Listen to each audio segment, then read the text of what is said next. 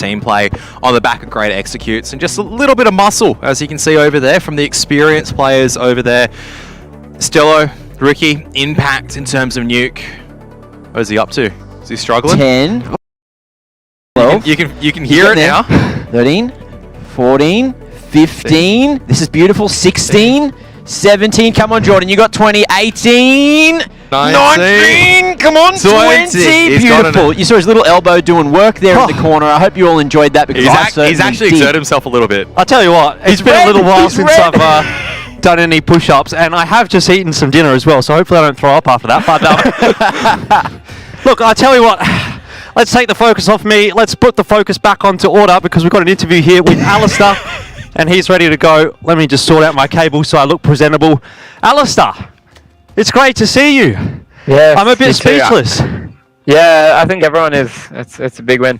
Can you give us a bit of a demonstration maybe of what an Alistair Woo might sound like in the server, or is that kind of something you need to be feeling in the zone? It's a little bit natural. Yeah. Honestly, I think I need to be in the zone. I don't want to give you guys the fake effect. All right. Next time we'll hope to maybe get a bit of the audio coming through on the player cams as well. That's something I think that DreamHack can sort out for us. Sounds dangerous. Maybe you can ask the next question so I can catch my breath. Beautiful. All right. Well, Ali, first off, how sweet did that one taste? Yeah, that one was big. I think to do it in that fashion as well, getting pumped the first map, then a tight second map, and then just pummeling them on the third map. Couldn't have asked for a better way, I think. Yeah, you looked, so there was a whole range of emotions. All the boys on the player cams looked like you were a little bit hurt after that Dust 2 loss, but then on Inferno, you were certainly piping up, and then it was just like you guys knew you had it after those 8 rounds. It was like, let's just keep taking it. And is that exactly what was happening in the camp over there at Order? Yeah, yes and no, because it's not the first time we've been like a decent roundage ahead, especially on Nuke. We've done that before and they've just come back and had like an 8-7 half, so we can never really count them out. They're a very strong team, so we sort of just stayed confident and not cocky and just like held our ground for Nuke. Who's like, I guess like coming into the end of Nuke, because it's like normally we see you guys if you're up like 12-3, you know, 13-6, everyone's like cheering away and everything. Everyone was hyper serious. Like even when you guys were up 13-5, 13-6, who was kind of leading that composure going, it's like, no, this is what we're going to do next? Was that like kind of the veterans there? Was it yourself? Was it Jara? Or was it kind of like a team kind of everyone's keeping level headed and making sure no one's getting ahead of each other? Yeah. We sort of keep everyone in check. It's not really up to one individual. If somebody has an idea or has a read on how we should be playing the round, we had tack pauses up our sleeves. We had Willie coaching us to keep us calm. Like everyone was just on point and held each other to the right level, I think, of like arousal. Pretty much, it was good. Yeah. Final question from me. When did it actually start getting to a stage where you believe that you'd win Inferno and Nuke? For me, it's like, I don't know how to explain it. It's like, I think the scoreline in Inferno was 10-8, and I felt like you guys had won that already on the T side. On Nuke, I said you guys had to start T side. I was very confident you guys in winning. At what stage was it like a genuine belief? You're like, yep, this is actually in the bag as long as we continue this up. I never wanted to be cocky. I tried to just be confident and stuff. Inferno could go either way because there's times where we've been up against them on round 15. It's when overtime we've lost. Nuke, like we were confident, but I'm not even kidding. I was like making sure I stayed level-headed until like 14-6. Didn't want to get ahead of myself and stuff like that. I had to keep super composure, and I think everyone did. Look, I guess the elephant in the room, Alistair, is that is not the grand final, right? So there's still another task ahead for you. We've seen you play against Renegades in quite a number of finals this season, and a few of them have actually been 3-0/2-0 favouring Renegades. So how big of an impact do you actually think that one map does make for you guys? Or is it more of a mental game now, having actually won against the series being a bit more of a big deal than just the free map that you get? Yeah, I think it's not so much having that map up our sleeve. It's the breakthrough of that mental barrier. I think they definitely had a bit of a hold over us, like pretty much the whole year. Like the Renegades effect of just having that confidence, and you know. But I'm glad we just got to rock them and give ourselves like a big boost going into the final, even with the map like up our sleeve. Well, mate, if Vici can do it against Tyloo, as I'm sure you're aware, maybe Order can do it against Renegades. Yeah, we hope. All right, that's going to be that. Thanks very much for the interview, Alistair. Really appreciate it, and congratulations on the win. Peace. Cheers. See you, mate. Wow, big result for Order, and certainly some thinking to do for Renegades now. They're going to have to go back to the drawing board, I dare say, and start to figure out, A, what they're going to have to do in that lower bracket, whether it be against Chiefs, whether it be against Avant, but B, how are they going to deal with Order having a map advantage, and now having that self-belief to beat them as well. Yeah, well, the thing is, going to the lower bracket, it's going to be an even game against either Chiefs or Avant if we theorycraft that it's Avant. Now, Avant have seen that Order have done it. They know that Renegades is maybe feeling weak at the moment, and that might just be a bit of a confidence spike. No, this is the part where it actually gets scarier for everyone inside Oz, because now that it's the case of, on paper, it sounds really nice. It's like Avant's got a chance to upset because Order's done it once. The truth is, Renegades kind of rocked up to the series looking very underprepared. They kind of rocked up, played their default strats. I think I was seeing a couple of tweets afterwards. They were going, "Oh, communication really wasn't on point." So maybe coming into those later stages, they didn't have a good read what's going on. And I guarantee you, coming into the next series, they're not going to come about it on a lackadaisical approach. They're not going to be in the, we're just taking it and seeing how it works kind of way. That's the scary part for me, because I've got the faith in Renegades to actually bounce back stronger. This is already my favorite tournament of the year. It's kind of funny to say that right at the end of the year. It's the last tournament that we're going to really get to watch. But the fact that we're only into day 3 and it's already provided us not only an upset over Tyloo, Tiger getting that win, now Order have got the upset win over Renegades. It just provides some different storylines. It's something else to look at as opposed to the same old, same old. Renegades are going to have to work hard. Vici and Tiger coming up next as well is a big, big matchup that we really haven't been able to see all that often. And man, I'm just so keen to see something different. Yeah, I'll tell you what was different though. In this series, when you went to the player cams at the end, it was Renegades seen, or at least looking like they remembered what it felt like to lose, and that is something I don't know if they're going to want to feel again. That's it's the scary part, because Renegades, they're just going to go, losing, this doesn't feel that good, so we're going to start winning again. How are we going to start winning? They're just going to do the same old. Like I said, today I felt like it's finally a case that we saw a poor form Renegades. What happens when a poor form Renegades meets an actual team that's playing well? And before I would have said it would have been close. I don't think that series was actually close. Like, even Inferno, I'm going to disagree with Alice here, and I feel like that was still way heavily in the favor of Order. Even though the scoreline was 16-13, I had confidence in Order. Nuke was a blowout, let's be real, 16-6 against Renegades. Starting on the T side, that's big. Yeah, you don't see that every day, but questions abound as well when we head over to the Asia region. That's Oceania done and dusted for today. We'll have Vici and Tiger coming up for you next, and that is going to be a banger. The upper bracket final of DreamHack Masters Winter Asia.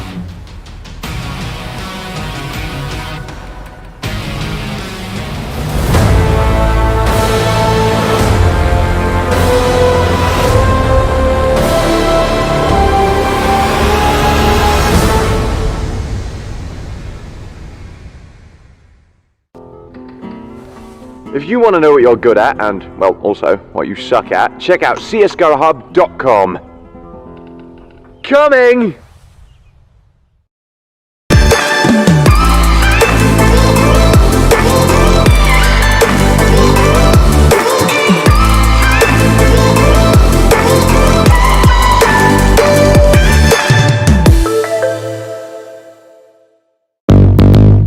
What's your style?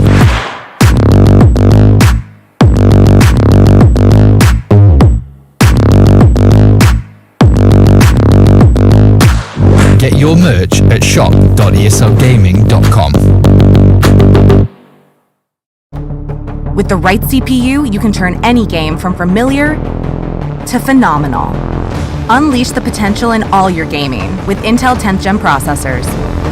With its optimal balance of threads, cores, and frequency to deliver elite real-world performance, only Intel can bring Marvel's Avengers to life with in-game PC optimizations.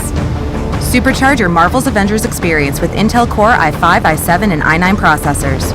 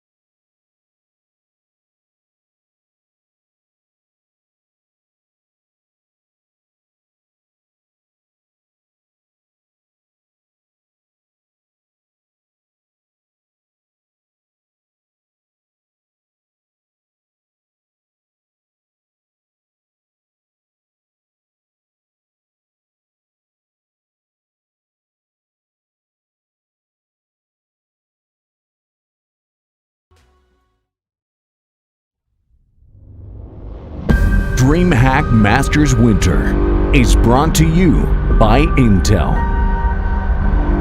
Corsair, Monster Energy, and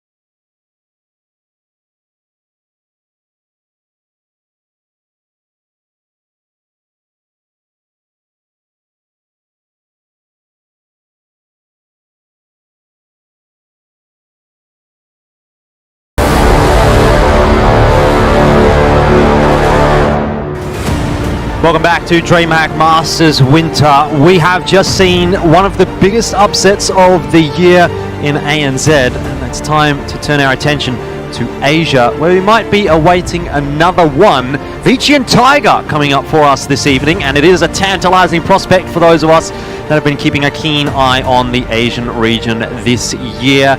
Vici, a team that's looking to hold their first seed, hold their first place in the Asia region, and Tiger, perhaps the plucky upstarts. The new roster coming through for the Mongolians. I've got Mac and Karath on the desk here with me to close out this evening, and boy oh boy, it's going to be a hard act to follow, that Renegades and Order game, but hey, if Vici and Tiger actually both show up to this match, I can say that this is going to be a really good one. Yeah, I could see it happening, and I see a world where Tiger maybe make the upset happen against Vici, depending on how Vici play, but of course, as you mentioned, hard act to follow. Order really just taking it to Renegades in the previous match.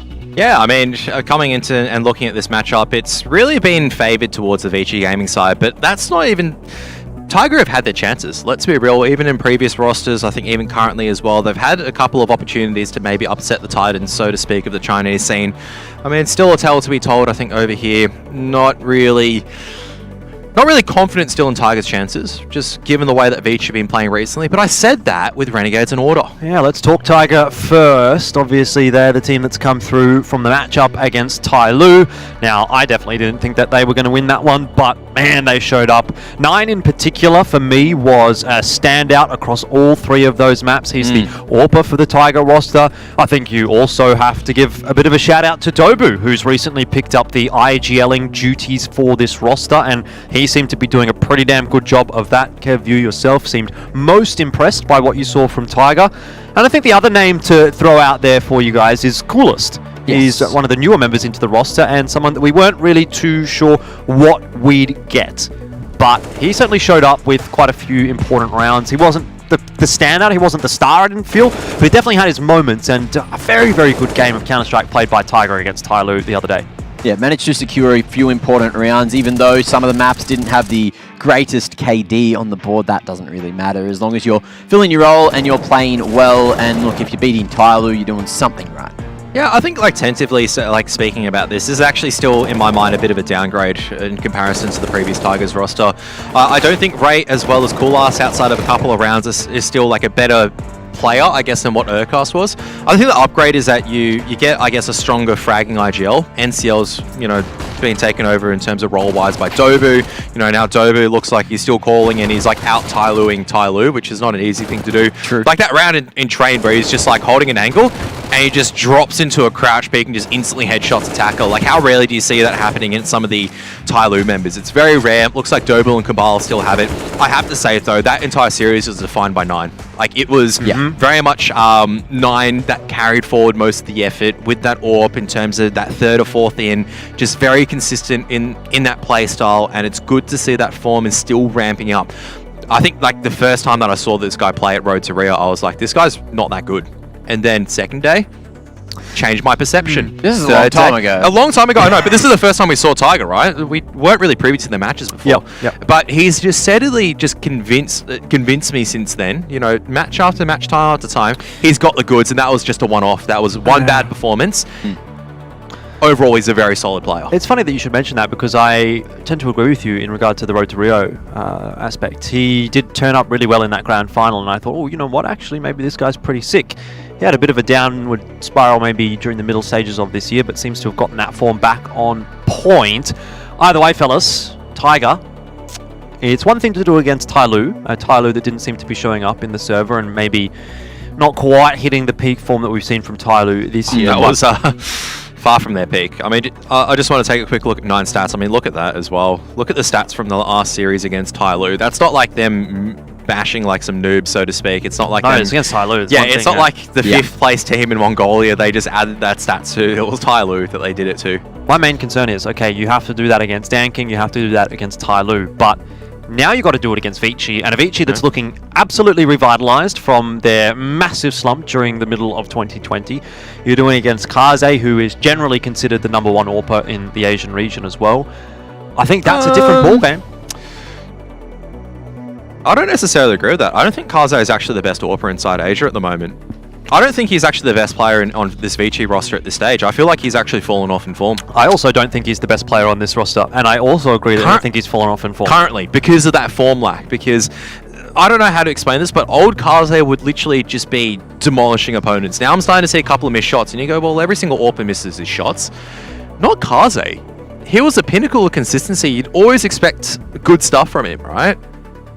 It's kind of fallen off a little bit. I don't really mind that because it means that the rest of the Vici roster has a chance to shine. If you look at the picture there, it's a analogy I'm going to use again. He is the only person holding himself back. So maybe he'll unleash today on Tiger and show that he is, in fact, the best AWPer in the region. But who knows? It could go the other way as well. I'd have to ask you, Kev, if you don't think it's Kaze, then who? In terms of like who the best AWPer? Danking, for sure. Danking by far. Like, I think it's pretty controversial in terms of because Kaze's still putting up decent numbers. You know, he's really good at defensive lockdowns. Something just, it's like that feeling that I get when I'm watching a match, like the same feeling I had watching that Order versus Renegades, where I'm like, Renegades don't look too good at the moment. It's like, that's the same feeling. I don't think Kaze is in the best form he is in that he could be.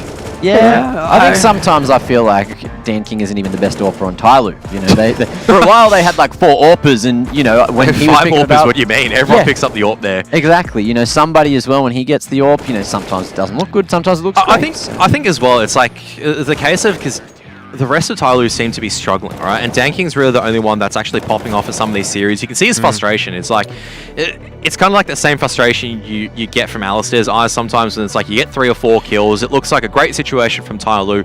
All the rest of the riflers need to do is just lock down a single kill, and that's it. That's the round secured. But it's just, you can't just try to keep bailing your team out of a poor scenario. Yeah. That used to be a bit of a case with Vici. I think with Kaze, it was like Orman was a little bit lacking in form. You know, Jam Young on the other side, Zoking, more like choking at that stage. Advent, it was an Advent calendar. It was, you got the ones that weren't really a good gift. You used that as like a, oh, okay. I was going to say, use that as a good analogy yesterday. Today, using it as like, you get the smaller chockies out of the Advent it's like calendar. sometimes you like pop open the Advent calendar, you get something really good. And that was Advent yesterday. He was fantastic in that series. The next day, though, you pop it open, you're like, it's not that good. Yeah, well, for me, it's a bit of a stylistic issue if we're talking about Danking, but I think that's a bit further down the rabbit hole. Maybe we'll have to do that off broadcast. Yeah. Let's talk about the maps in this series. Now, this is where things get a bit interesting because we actually haven't seen Vici and Tiger play against each other really a whole lot this year. And when they did last play against each other, I think it was only just after the roster changes, or maybe even just before the roster changes. So very little to go off in this particular matchup. Now, we don't have a whole lot of time, guys. So I'm going to go ahead and just bring up the first couple of vetoes straight away. We can talk about those when we see them. Should be a Dust 2 ban out here from Vici, and there you go, the Vertigo from Tiger. Look, that's fair enough. I think you definitely want to be getting rid of Vertigo against Vici. You definitely don't want to be seeing Vici playing on Dust 2 either. It's their perma veto. Nothing to really point out there, but any predictions on the maps or anything you want to say before we bring them up? I want to see Overpass. I don't care if either of these teams want to play it. I want to see it. Okay. I think Vici might pick Inferno. Like, they would have done their homework and looked at that and gone, Tiger run this kind of particular setup. Go into Inferno pretty confident. You can counter it.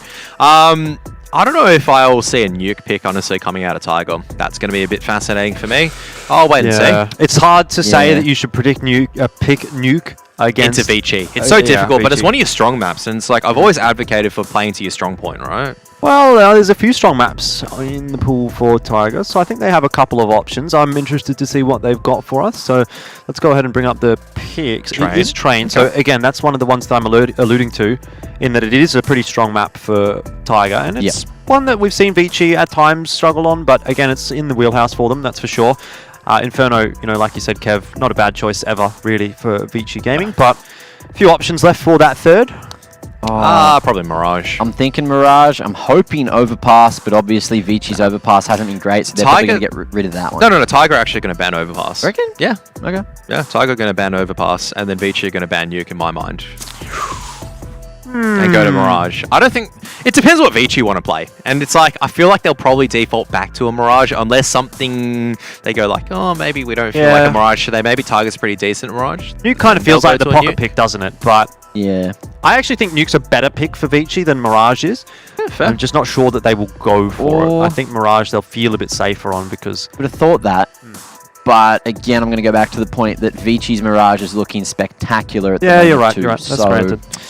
I don't know. I'm still hoping that we do get that Overpass. As No the chance third of map. Overpass is my prediction. Let's have a look though. Overpass. It should be a ban from Damn. Tiger on Overpass. Yeah. Yeah, it's one of the maps that they don't really have towards the top end of their Is this map where pool. I hit you guys with an infinite dab for being correct? Sure. And we'll just let... No, that's not infinite. You literally stopped after like 2 That seconds. was only two. So if you're going to do an infinite dab... I got to keep doing a proper analysis of You can this. talk. And You can do it at the same time. Go. No. Go. All right. You missed Mine's out on the early. Here you hype go, train Kev. yesterday. I'm gonna need 5 seconds of dabs right now, okay? Go. And that'll be that. We're gonna head to a short break. Don't go too far away. Kev's gonna be dabbing when we get back, and we'll see you for the maps.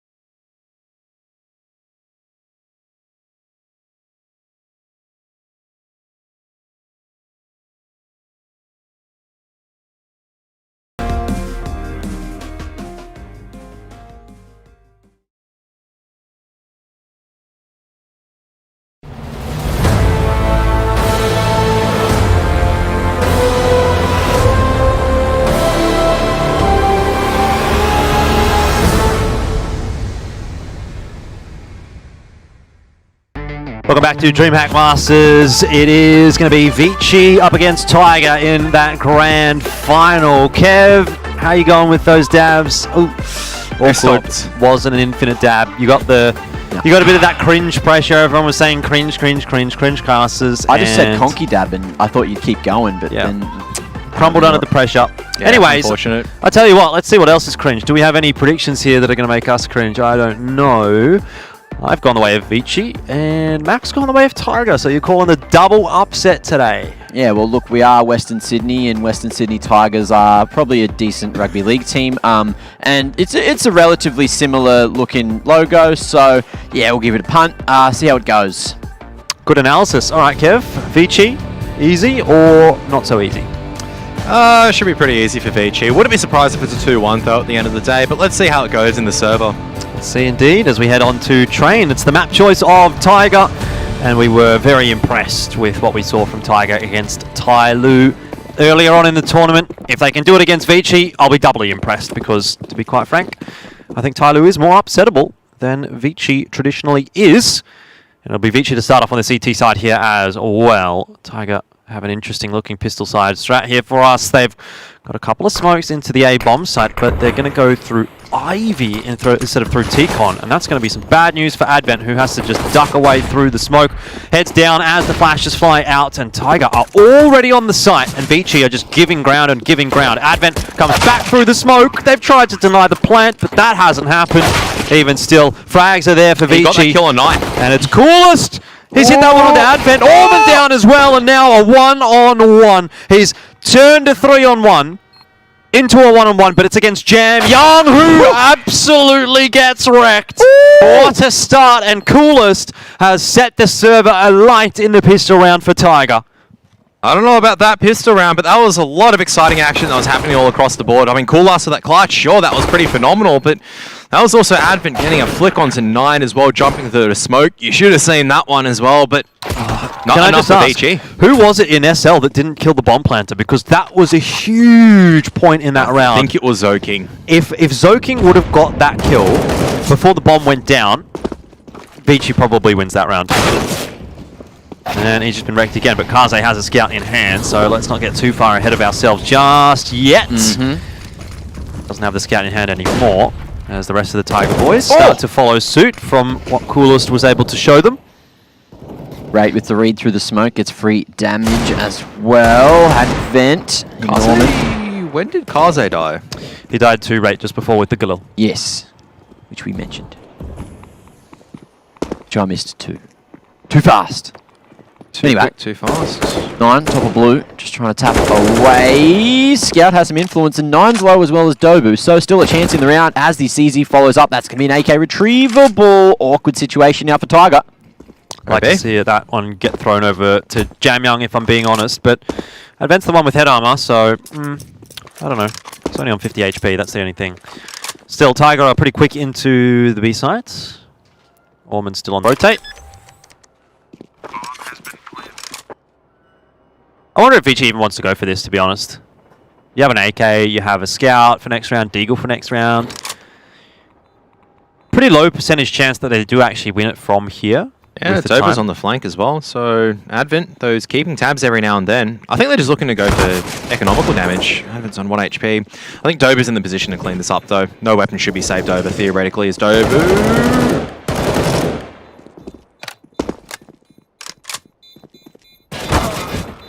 One weapon will be saved, you would think. I really like that jump peek that a lot of the players use nowadays. I never used to see it a lot, but it's just a safe little way to just gain that information. Even so, Tiger, it gets scary for them in that round, but they do manage to snag another, and that's going to be 2 in a row on the T side of Train. A great way to start things here up against Vici, who of course are well versed on Train. They played it from time to time. And now it's just a bit of a mixed bag again. Deagle dropped across as well as that scout in play for Kaze.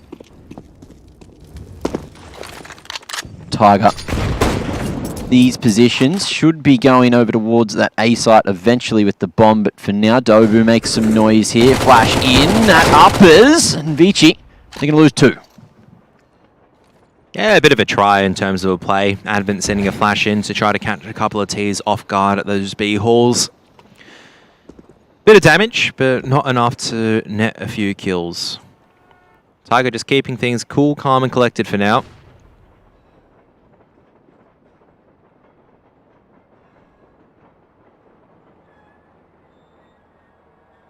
They do have the coolest player in the server, who had a very solid pistol round. And from there, you can see again, it is going to be the A site hit coming out late from Tiger. As Advent tries to find maybe the timing with this Mac 10 onto Cabal. If it works out, that's going to be some money in the bag. Speaking of money, it's Rate finding a good day rate. $600 in fact, just for that kill. Not too shabby. Can't find that in Valorant. Anyways. A very rare occurrence. Advent probably won't be too eager to hang on to the Mac 10, in all honesty. If he does, cool. But I'm not sure that it's even going to get used next round. Vici will be buying. Maybe someone like Zoking might want to get up close and personal in SL. Could put it to use, but considering all of Tiger's going to be having head armor, it might be more harm than good. I concur.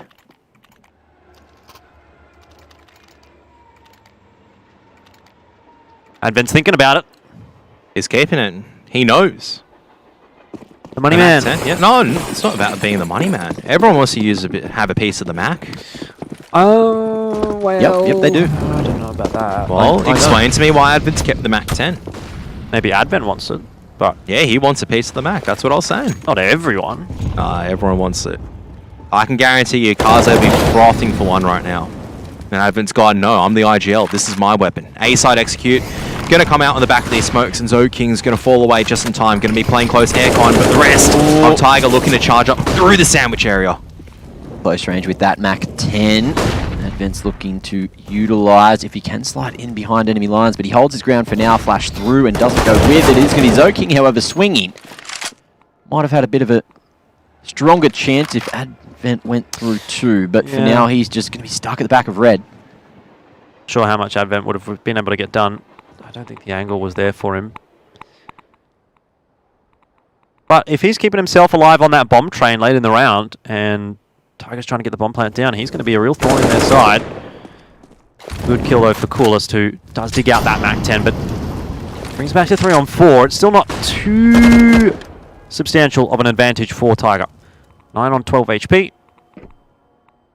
And Vici still have a few players here that can cause problems. Orman, being one of them, but Coolest, he's on a tear at the moment.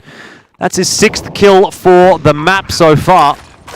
And the HE nade from Jamyoung won't really pose too much of a problem for Tiger. Now 4 players against 2. And Jamyoung gets himself a bit of a freebie, but it's probably not enough to give Vici all that much comfort in the round. So they do just decide and elect to leave that one going by the wayside. Tiger are going to get up to 4. And Vici still yet to score.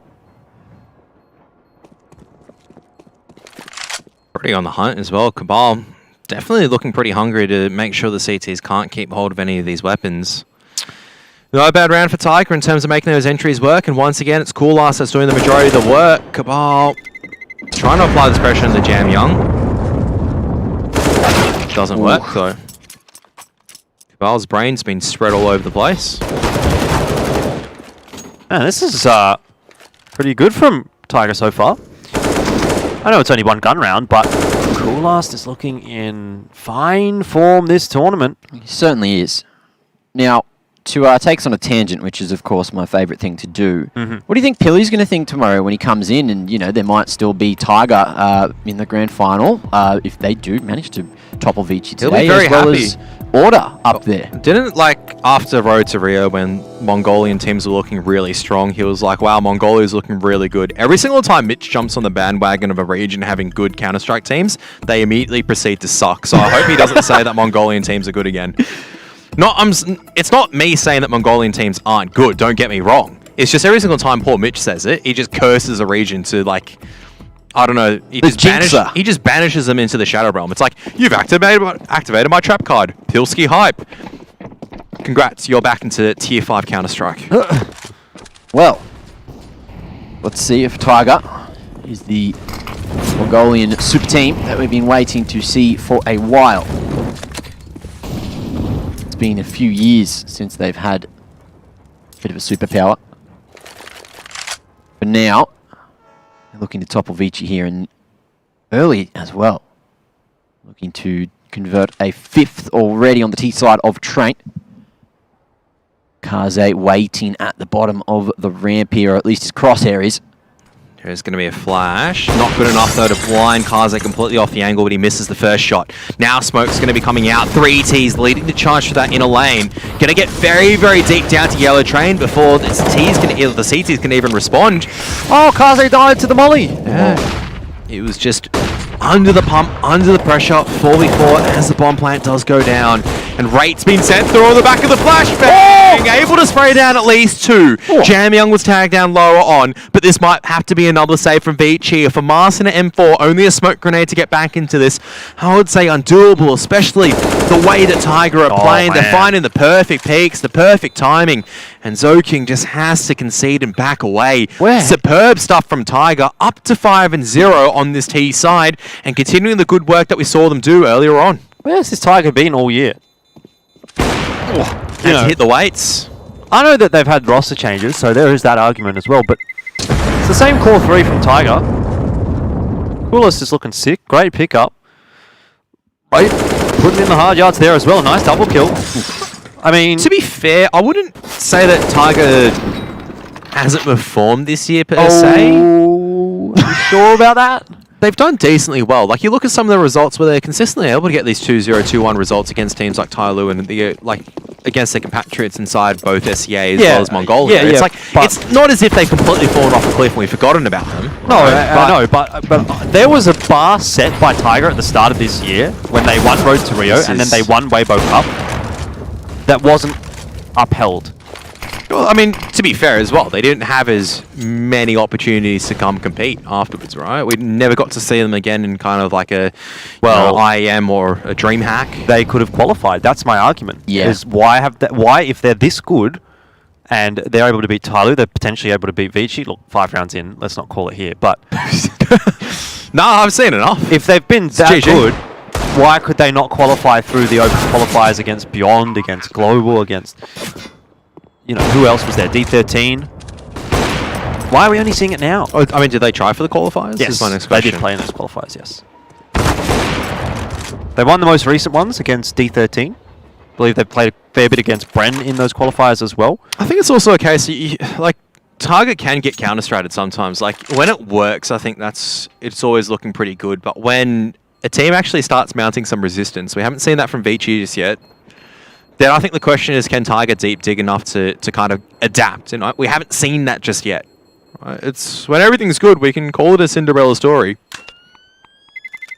Terrorists win.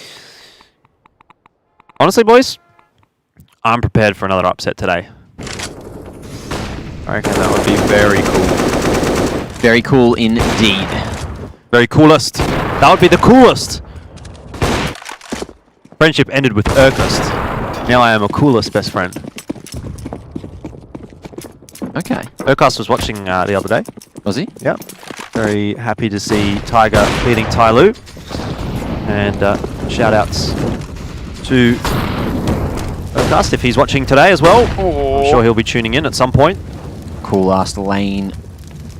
Wait around the corner, but so was Kaze, and he's going to get one better. Okay, Advent now. A bit of a battle here for Ivy, but on the re-peek, he gets his head ripped off by Wraith. Dobu as well, spotting Zoking, whose attention was drawn to that Ivy position. Kaze still just dancing around blue, hoping that he can find some more. But Tiger, man advantage now at the minute mark.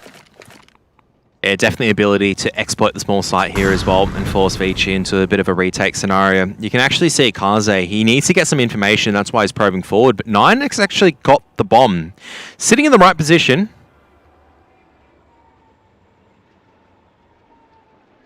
Uh-oh, they're heading towards Kaze. Or should I say uh-oh for Kaze as 9. Unable to clear that in time. Rate, however, definitely putting in some work. Kaze has to find 3 different angles, and he's finding them one by one. Jamyoung's coming to help, and this round is just completely turned back on his head. I gotta say, I mean, you can't feel too disappointed there's 9 there, because that's not really an angle you're expecting an AWP to be on, especially to pre-fire it. But so put in the 1 on 2. I think he's made a little bit of noise, so he's probably been heard going over to the B-bomb site now. And Vici has started to head in that direction, but he'll get the bomb down, which makes this achievable. Has to isolate the 1-on-1s, and he's doing a good job of that so far, pushing deeper into the bomb site. Might be able to sneak up on Kaze. Perhaps has taken a little too long, but that flash doesn't give him the info that Jamyoung's behind him. He's heard a footstep. He's heard something. He's got a sneaking suspicion, but they're coming together. Kaze! He will crack the egg, break it, cook up an omelette. Or sunny side up, sunny side down, who knows? But it's a brekkie either way, and that's going to be the first round on the board. Vici looking to stop Tiger in their tracks and not let the Predators run away with the game just yet. I don't know if it's a case of Vici getting the first round on the back of a good team play, or it's just Kaze. I'm going to have to see more from Vici in terms of the riflers overall. Can't just be relying on Kaze getting 3 or 4 every single time because Tiger's individually peeking in on the back of no flashbangs. Let's be real. Opportunity is gifted over to Kaze, but he'll take him with both open hands and he'll make the best out of it. Well, this is where you want to see Tiger respond, you know? Don't give Vici that avenue back in. Same thing we were saying about Order. The underdog, they have the onus to keep that pressure on. It might have just been let slip a little bit. They had Vici in the chokehold. And Vici might be just doing the 1-2 backhand punch, knee to the groin, I don't know. But Tiger, feeling it now. Yeah, Vici, obviously Zoki pushing so far in, but still Koulas, just raw adjustment. Winning these aim duels just from unfavorable circumstances. Tiger definitely being bailed out by some of their own individuals.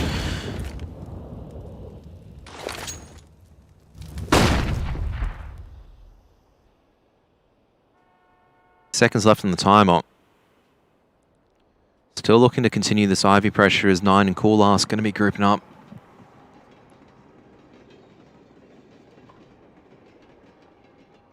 Kaze's going to be receiving the first shot. Let's see how he goes in terms of this duel. Well, it's a bit more of a winnable one for 9, I'd say, than the one in T-Con. Oh, that's timing. Ow. Every single time, Koulas gets away with it. It's not even 9 that needs to do it, is it? Coolest, as long as he sticks by him, might be able to just run through this round. Vici's going to gamble over toward the A-bomb side. It's not a big rotation for them, but that molly will keep them at bay for the moment. Orman has to wait that molly out, but the bomb still taking its time to get to site. Cover not on Con, but some patience going to be displayed by Orman. Spotting Coolest head on the repeat, reveals his position 2. It's going to be Coolest dancing back, looking to play with 9 here, who could come out of Con. Jamyoung from lowers, and now this is a dicey situation. Coolest, can he clutch again? Oh, he's going to keep his eyes firmly in the direction of Jamyoung, whom he knows is low. Orman's been allowed out of Con, up on top of the train. A little bit too much for Coolest to deal with, and man, that's unfortunate for 9, isn't it? Because I think earlier this week he'd have hit both those shots, and that would have been the round done and dusted. The player coming out of Con, Orman, the shot missed. Jamyoung down the ramp, cops a leg, and both survive in the end. So 9 definitely going to be a key factor. He was a huge difference maker in that series against Tyloo. Coolest is doing a lot of heavy lifting right now here against Vici, but I think he's going to need a bit more from the rest of the guys. It can't just be the Coolest show. Rate's also good, 9 and 5. So those two leading from the front, but just give us one more. Get 9 with the AWP to start popping off, and that's going to be a very scary looking Tiger. Not that it isn't already, but you just sense Vici's coming back into it a little bit now. 2 rounds in a row, relieving the pressure on themselves. Double AWP set up and running as well. They were able to carry it forward, and it looks like Orman's put his hand up. Gone for another scoped weapon, this time a bit more of a bolt action as opposed to the automatic. Out comes the B-side push though. He doesn't mind a cheeky secondary AWP. Here's Kaze turning away from the flashes, and that'll be the most routine kill that he's going to get all day. Right down, Coolest position is known. And that'll be easily dealt with by Jam Young. Such a tough spot to play once the position is given away, that oil train, because you can't go left, you can't go right, you just die. And now Cabal is dead as well. So great round from Vici, all 5 players alive. And you got to hand it to Kaze. He's hitting some shots today. Yeah, I was saying that Kaze was in a bit of a poor form, but now it's, you know, I take back those words. Looks like yesterday was just a bit of an off factor. He's 13-5 at the moment. He's definitely feeling it at the stage. He's not doing anything too exceptional, just playing very, very well in terms of his positions and getting a couple of nice timing shots through flashbangs. Now the question is for Tiger, how deep can they go? How deep does the hole go? Yeah. Because now they're being tested a little bit. Okay, your B side execute's not working. It hasn't really worked. A side Ivy takes also been shut down pretty comprehensively now by Vici. So where'd you go from here? Well, with no Back early to B. utility thrown towards the A site, you can see Kaze's already bolstered these B defenses. Jam Young playing from the top of Pop, waiting for Tiger to bust out from the lower ramp. And in comes the utility, in comes the hit. Jam Young dodges the flashes nicely, although a second one to follow up. It's going to be a 1-for-1 trade at the moment. Kaze, nice flick to rate as well. Can't quite connect on Cabal, and the bomb has crossed. So, from here, a chance for Tiger, but it's very unlikely they take the round. Chance nevertheless, especially with Cabal hitting shots like that down range, but Kaze gonna punish his overstay, gonna charge him a little bit for a bit of a sleep in. Still 3-2, time is ticking away. Oosh. Deagle shot connects for the moment. Second one, Zoking down to 14. Cool last. He's allowed a lot of space to run around here. Unfortunately, he's gone down as Dobu. There's light work left for him to do. P251 bullet should secure the round, and the time is ticking down, and I don't think that's the round. There's no time. That's a round won by Tiger, just in the sheer virtue of 2 pistol players able to buy enough time. Vici not able to hit their shots, and the riflers on the floor. And that's it. At least the CZ side still has a decent economy to buy into this one, but that's the reserves going to be depleted. And Tiger now up to 7-3.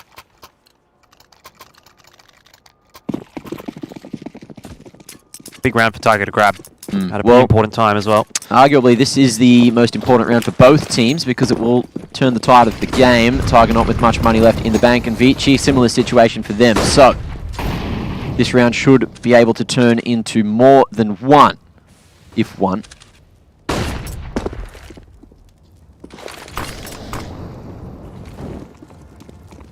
Now, XC towards outers for Tiger. Zoking in a crucial position here at Sandwich, and he's going to fight well for one, but the trade is coming through. Dobu very strong on train yesterday, and again, another showing at the moment, trying to dance around, smoke on the front, and could just be enough space to allow Vici back out onto the site.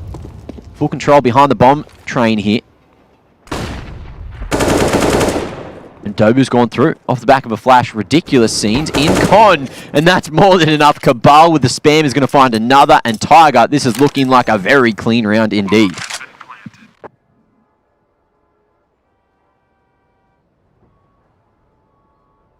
Straight onto Hunt as well. Looking to try to pry Kaze's or make sure that Vici don't have anything serviceable working in the next round.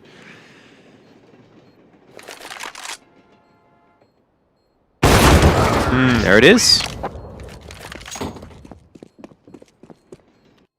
Tiger say 9. It's 9's AWP now.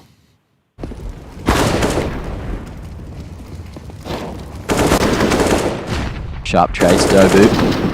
Really starting to fire up. Dangerous call to flash through that smoke on the front of sight, but it seemed to be the perfect option with the flash to support now. Tiger hunting for a 9th on the T side, already with the majority. And I dare say that is their job done, but Vici, they have a relatively okay T side themselves on train. So, the more rounds the merrier. If Tiger want to make this their map, make it look like their choice. On the pistols, though, Vici, look at that. Big stack all across the middle of the map.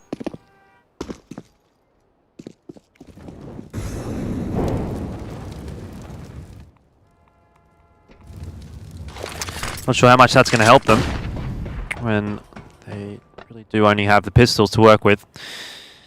There's a perfect opportunity for Tiger to really put the boot into Vici at the moment. get themselves double digits in the first half of Train and really start to cause some problems. It'd be incredible if they could go back-to-back beating Tyloo and then Vici. Still early days though. Let's not get too far ahead of ourselves yet.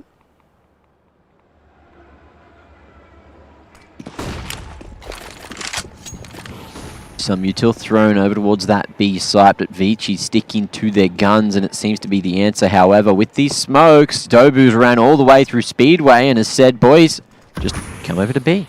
There's no one here. There's no reason to run out towards those pistols over towards A when the site is here for free. There it is, great call. Great information gathering. Dobu, however, down to 28. There was a missed opportunity for Vici to rotate. Coolest now still lurking, just trying to catch any of the Vici players in transition. Zoking, missed opportunity there. P250 in accuracy, a factor. See you later.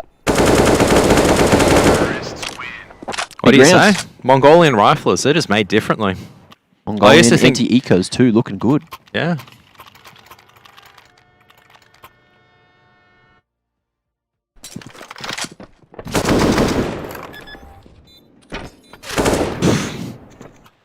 I rate that. I'm rating this target T side in all honesty. Looks like it's just after that. They haven't really had to adapt, and you can't fault for Tiger in terms of not having to adapt if the same execute's working. There's been some micro adjustments, you know, a few flashbangs over here, the micro plays. Now a bit of a change up in pace towards Ivy. As I said, you can't fault Tiger for not succeeding on these executes. You have to be faulting Vici for not being able to kind of stop this. So at least one armed deflected for now. It'd be a huge half if Tiger wins this one. 10 already, and they can look for 11, 12. Really put Vici in the ground on a map that we know Vici does play every now and then. So that would certainly leave them reeling a little bit. Kabal's going to work his way through showers. There really isn't a whole lot going over towards B.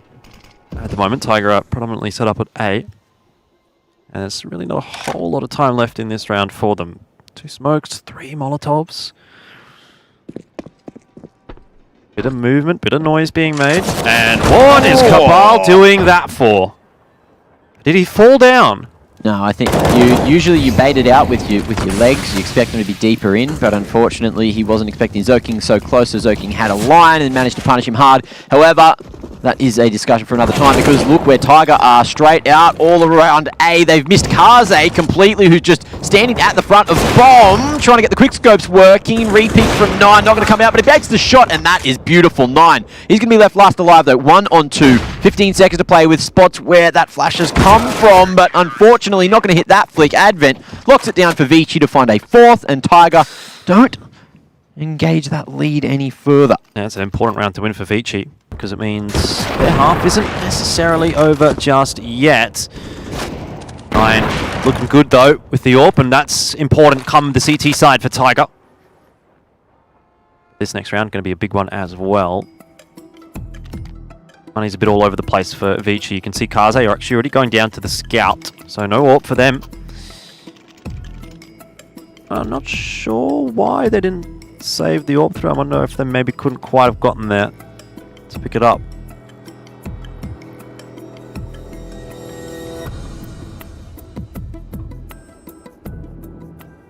And the reason why Zoking wasn't baited out by the leg of Kabal? Why is that? Wasn't Gyros. True. Low-hanging fruit. I picked that. Did you eat it? Had a taste. I would love more than just a taste. Was it lumpy? Was it pear-shaped? I don't know. It was leg-shaped. Not this one again. Alright, Tiger tanking a lot of damage over at T-Connector, and at the end of the day, Vici just going to slide Advent nice and close. Flashbang comes forward, but 9 this time around. Able to pull off some of that magic with the 8K47. There's the CT still have control of T-Connector for now, and Tiger thinking about routing their efforts over towards either SL or into B instead.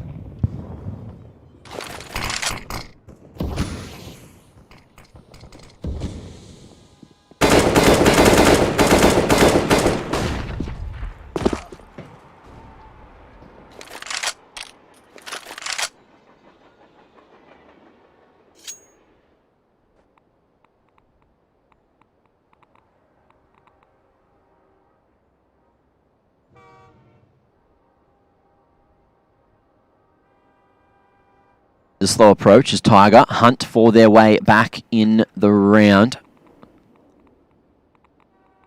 Minimal map control. Rate with 40 seconds starting to make his way over towards Ivy, but he's only got a flash to play with. Kaze shuts down Dobu in T-Con. Cool last though. Able to at least get some vengeance. Smoke! Oh.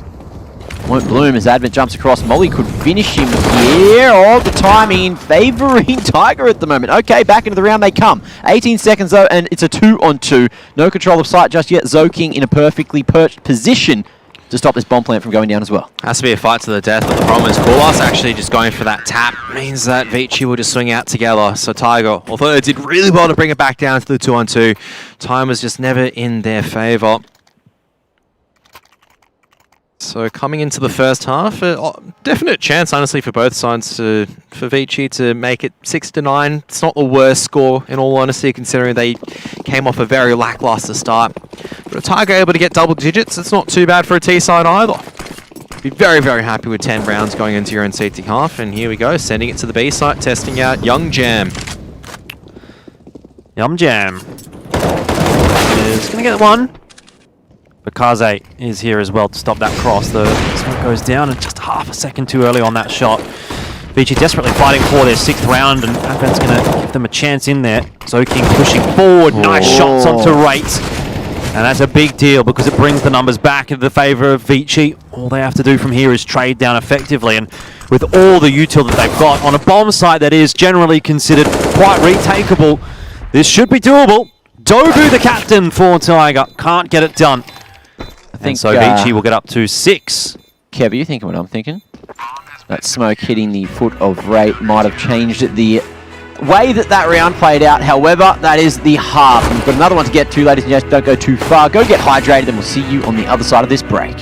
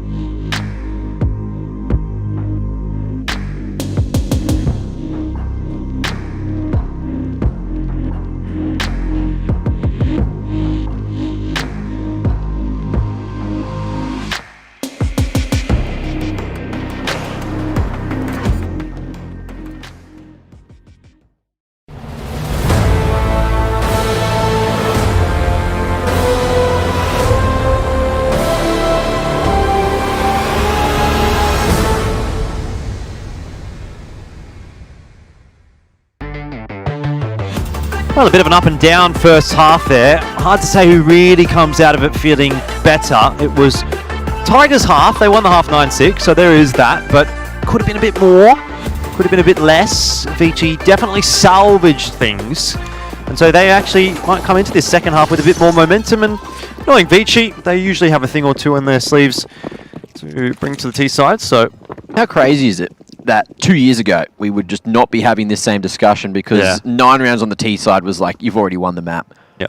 Well, not just yet. Vici looking to head towards B, and I don't know if this one's been heard by Dobu. Very close at the bottom of the ladder, waiting for the bust here. Right, long range, trying to take some heads off. No free haircuts though, not just yet. And it looks like we will see Tiger set up for the retake. Gonna have to earn those haircuts on either side. You can see Zoking pushing very, very deep on the back of that CT connector smoke, but 9 suspecting something. He's gonna suspect the second contact though. Kaze also looking to have a bit of a go. Not going to work out. 5 and 4, favourable for Tiger. They've still got a kit and smoke to play with. No Molotov.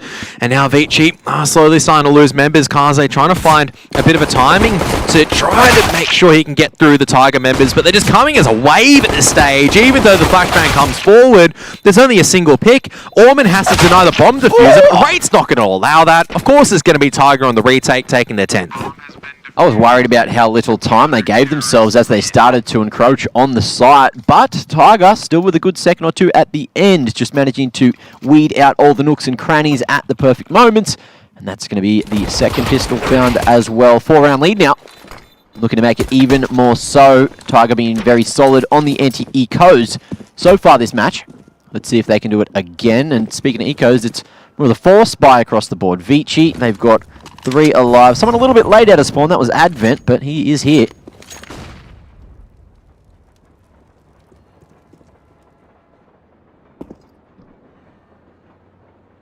And again, Vici starting to posture themselves over towards the brown holes.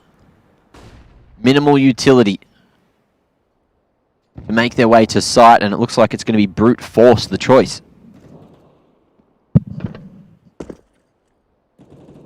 Starting to think about it. Of going away, coming back into it. Just a couple of shots to see if they can dislodge Dobu. But he's pretty happy just dropping an HE grenade, keeping it nice and tight with the MP9. Here's the Galil's raining a bit of fire, so they know it's going to be a force buy. Gonna drop down right onto Dobu at this stage, and there's a drop coming down. Soking's going to be tagged down very heavily.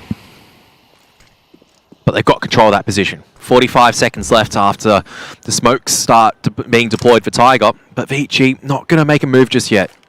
Slowing things down still. Dangerous game that Rate's playing here.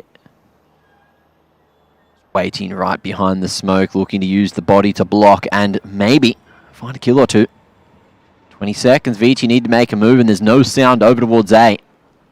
Stack from Tiger on the B site, and it's the perfect call. 19 seconds, it could be a little bit late. There it is. Trades come through, but Rate still standing in their way. Orman, the saviour, but the bomb's gone towards A, and Cabal can stop it. Now there's a chance for the round to swing back in Tiger's favour.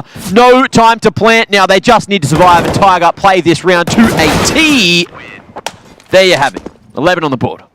Don't know, Orman peeking over at SL was the greatest decision considering time expired and you're up against one of the players of Tiger that was feeling it. But Cabal just waiting patiently, understanding the bomb hasn't committed anywhere, just waits and denies the bomb plant. Vici just didn't have time to clear out the yard, and unfortunately they kind of split their approach. Great display of patience. It gets them over the line. Vici, last second decisions going to be completely punished. So maybe they need to go a little bit earlier. But again, without that utility, Train is a very hard map, and they're going to have a similar round here. Orman actually going for the Force, the Hero AK. Wasn't Force, it was saved over. The saved across AK. Bit of a difference in context. If he forces that, he's a bit of a goose. Saved. Look, speaking of animals, I'm the goldfish here, okay? It's fine. No, not the goldfish. I think it's reasonable enough to kind of go... Sometimes, like, you do see teams actually just force up, and it's a bit of a tilt buy, so... But Norman, not loosey-goosey enough just yet to do that. Love a good tilt buy every now and then. Do you? Yep. Well, boys, don't pick him up. Mr. Emotional. Having a rough go today after having to do 20-hole push-ups for the first time in a lifetime. Mm. But you did so well, and I'm glad your did. tries are looking good. I smashed it out. Rates cleared all of B halls. Like after that initial contact, you just push it straight in, which means the full stack is allowed to work out over here. Almost still has the AK in play, but he's losing a lot of teammates right now. And obviously, Rates coming from behind. I would love to see a knife kill, but I don't think he's going to go for it. Decides to pick a Foreman all the way over on Blue Train instead. Don't think that AK is recoverable, but nevertheless, Tiger only losing, I think, one more member. Means money slowly starting to build up for some of them. Just tapping away. Coolest, a very solid performance here on Train. Straight out of the gates with the 4K, and early here in the second half, 16-12. Dobu, similar situation, but Rate leads that charge 17-11. So, Tiger, a very impressive performance here for the first map of the series. But it's still early days in terms of the grander scheme. Zoking, straight out blue there. He's going to get first blood, and that's a chance now for Vici to maybe get back into the round. So King still looking for more, as Advent looking to apply the pressure on as well. 3 CT is going to be out here in the outer bomb yard. Now for full commitments onto the A side, but so far Vici making the numbers work. 9 only good for 1. Coolas needs to step up. Dancing around alongside with Rate, the 2 newbies, forcing this back down to a 2-on-2. How's the timing? They know he's here somewhere, and he's in, slid straight behind. There it goes, bomb on red, and this is looking like the round. Certainly is, but Jam Young is definitely not the kind of player you can count out in clutches. He's been pretty good at them. I think he's down on form, though, here in DreamHack Winter. 9-13, again, not a fantastic performance from him, which is kind of what we've been accustomed to, actually. Over the better part of 2020. I'd probably have him up there as one of the top players in the Asian region, if not the top player in the Asian region at the moment. So, 1-on-2, let's see if he can live up to that title. Oh, what a one and done position. How are you going to expect him to be sitting here? All you need to do as Tiger is make sure you swing in together. Oh, but look where Coolest coming from. Does he clear it? Surely. Doesn't matter at that stage. I think Coolas definitely heard the footsteps, but it's kind of good contact play coming out from Tiger. And that was from a numbers deficit. I'm very impressed by that from Tiger. Obviously, once again, Coolas and Rate, I think he's showing a bit of a difference at the moment. Having riflers that are able to actually multi-frag and dance around these positions is the key difference right now between both sides' T angles as well as CT angles. Well, they definitely know what they're doing on Train. We saw that against Tyloo as well. This was a good map for Tiger. And Mongolians and Train. It's something about it, isn't it? Yep. It's good to watch too. Very solid structure, great mid-round calls. Something that these Chinese teams don't have as much of a stranglehold on. Yeah, definitely not. Maybe that's something that they can all work towards. But for now, look, they are still reigning supreme in the Asian region. Maybe they don't need Train to be as solid as the rest of their maps. But even so, it's given Tiger a leg up at the moment. It's now going to be that 13-6 affair. And that's a long comeback that Vici's going to have to make, if that's even a reality.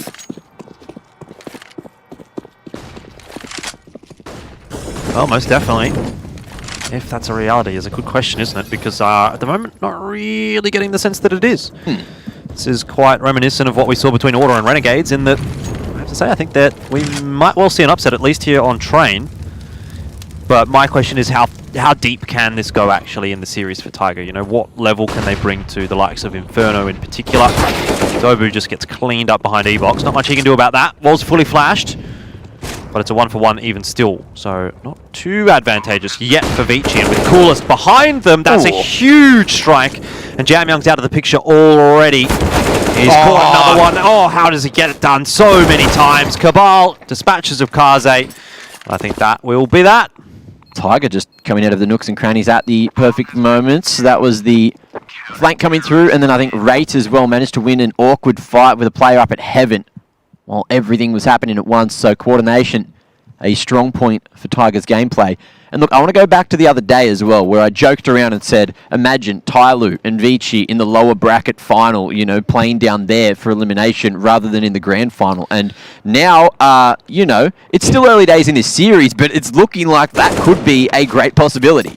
Well, Tiger's showing us at the very least that they can make that happen. Yeah. And I would never have even thought that that could have happened. Ever. Imagine if it's like an Invictus versus Tiger Grand Finals and you're just like, wait, what? Well, I don't know about that one. Well, I don't know about these upsets that we're seeing today. Yeah, but the thing is, look, Tigers come in as a convincing team into this competition, whereas from what we saw from Invictus yesterday, different ballgame. Yes, that's true. Damn. 14-6. I'm a bit speechless. I'm a bit shocked, really.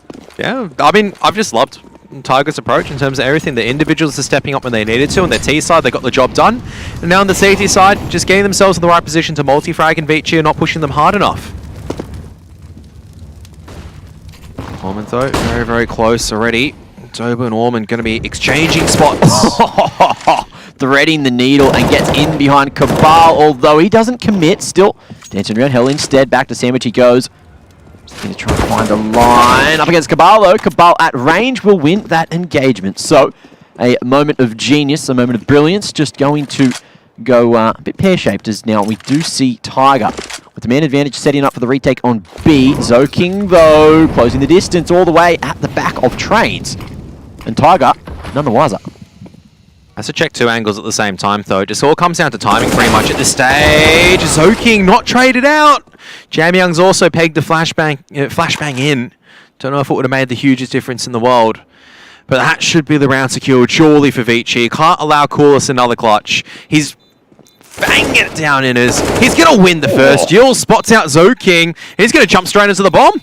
Well, exposed to Con, though, so body position slightly off, and 9 unfortunately couldn't cover, but will do a lot of damage to Vici on the exit, and they will still create the distance and survive.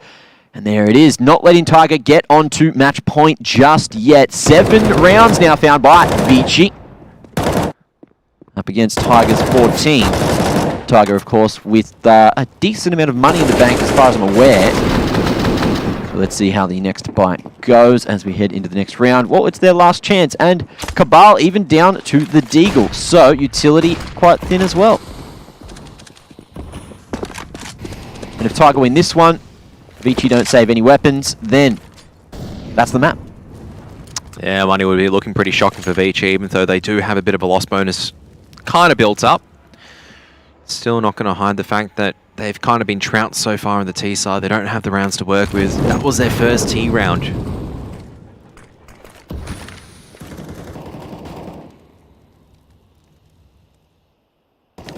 Not much util for Tiger to work with, in all honesty. They're going to have to be relying on the firepower as well as the crossfire setups.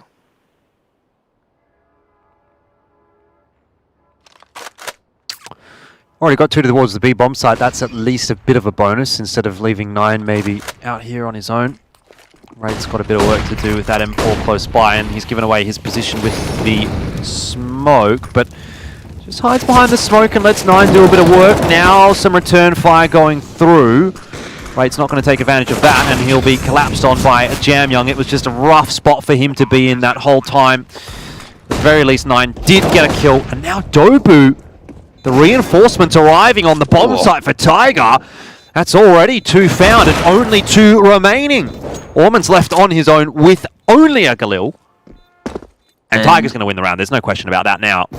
Oh, maybe the next as well. And 9 says goodbye to Ormond there, perched at the lower ramp. What do you know? Tiger, 15-7. Looking to make it 16-7. Money in the bin for Vici, and a very solid retake coming out from Tiger. Yeah, I don't know what to say from that about 9. He just literally drops his AWP, picks up a rifle, just pre-aims and just deletes someone. If that's not a confidence peak, I don't know what is. Very true. 15-7 now. Lots of match points for Tiger to work with, and the loss bonus as well as a plant means Vici actually do have a buy into this. I mean, it's not the best one. Kaze doesn't have body armor. Someone has to go down to a Galil. It's going to be Orman. There's not the full set of util. Better than coming into this with a bunch of Tech 9s and no utility to work with. Well, that's it. The Tiger mindset, of course, is, hey, we've already beat Tyloo, so it's just Vici, right? Molly in the corner. Zoking forced out, and he's going to take the head straight off, but back through the Molly. We'll cop some damage.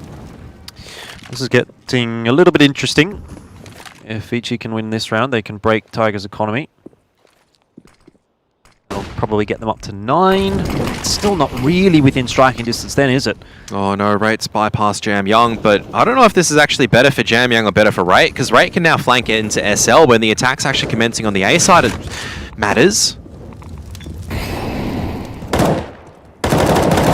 Oh, lineups there for Rate. Both look away. That was awkward, and Rate snags another before falling. So, good damage at the moment, and a chance for Tiger to come back in. However, Jam Young sneaking straight behind is more than enough to secure this one for Vici. Surely Dobu can't clutch from here. No one's actually gone back to get the bomb just yet, so they actually have to give up a couple of one-on-ones over here to Dobu, who's relatively healthy on 93 HP and can still dance around. Finally, 20 seconds left. Jam Young takes initial contact. They managed to bring that bomb finally to the A site. 2-on-1 for Dobu. I think it's worth going for here. Though he's only got 41 HP. Well, now that he's got that kill onto Jam Young, it most certainly is. He's got no idea where Zoking is. Oh, well, that'll be the map. Dobu with another clutch, and Tiger. They're looking to take down the Chinese Giants. Not only Tyloo, but Vici now as well. And Tiger will go 1-0 up in the series to start off the upper bracket final in DreamHack Masters Winter. They're stunning us all, but can they do it in a best of 3? We're about to find out. It's break time.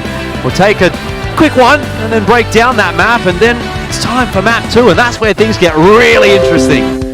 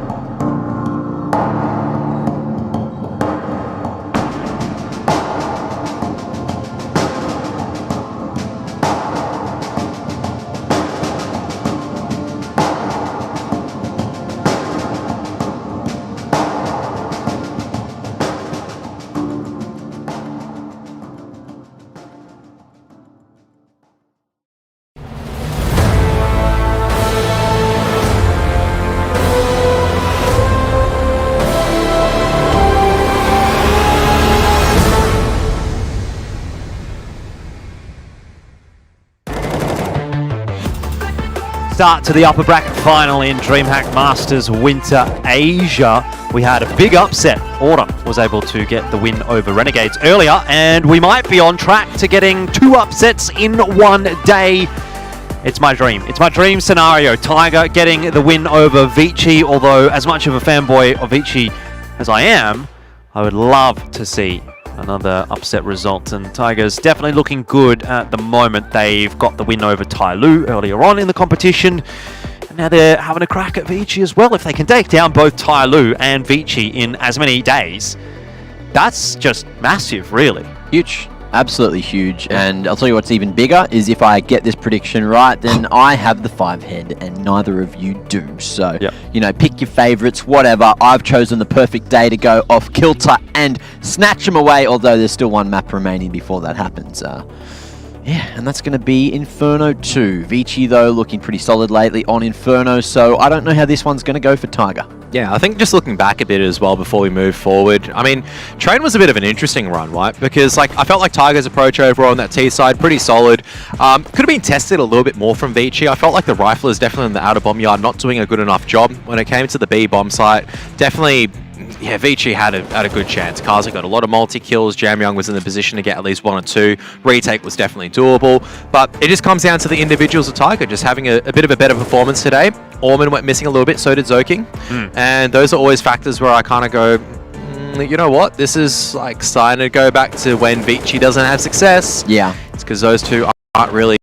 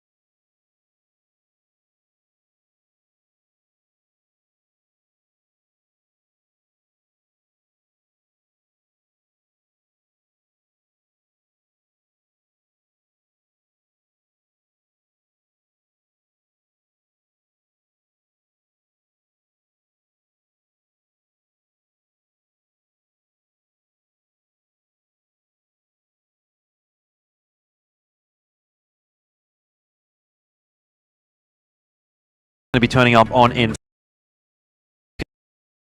2 here between Tiger and Vici is going to be coming up next, and it could well be another big back-to-back upset for Tiger, so you will not want to miss this one.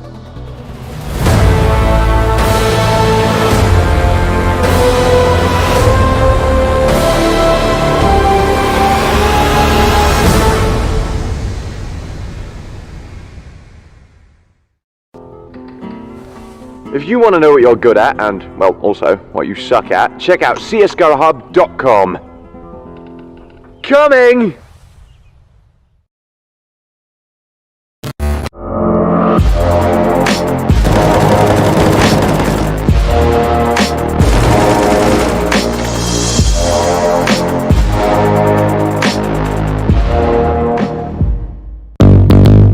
What's your style?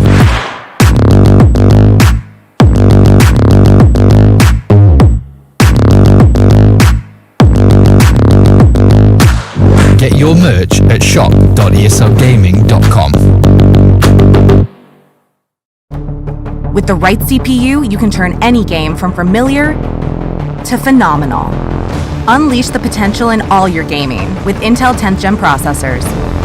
With its optimal balance of threads, cores, and frequency to deliver elite real-world performance, only Intel can bring Marvel's Avengers to life with in-game PC optimizations. Supercharge your Marvel's Avengers experience with Intel Core i5, i7, and i9 processors.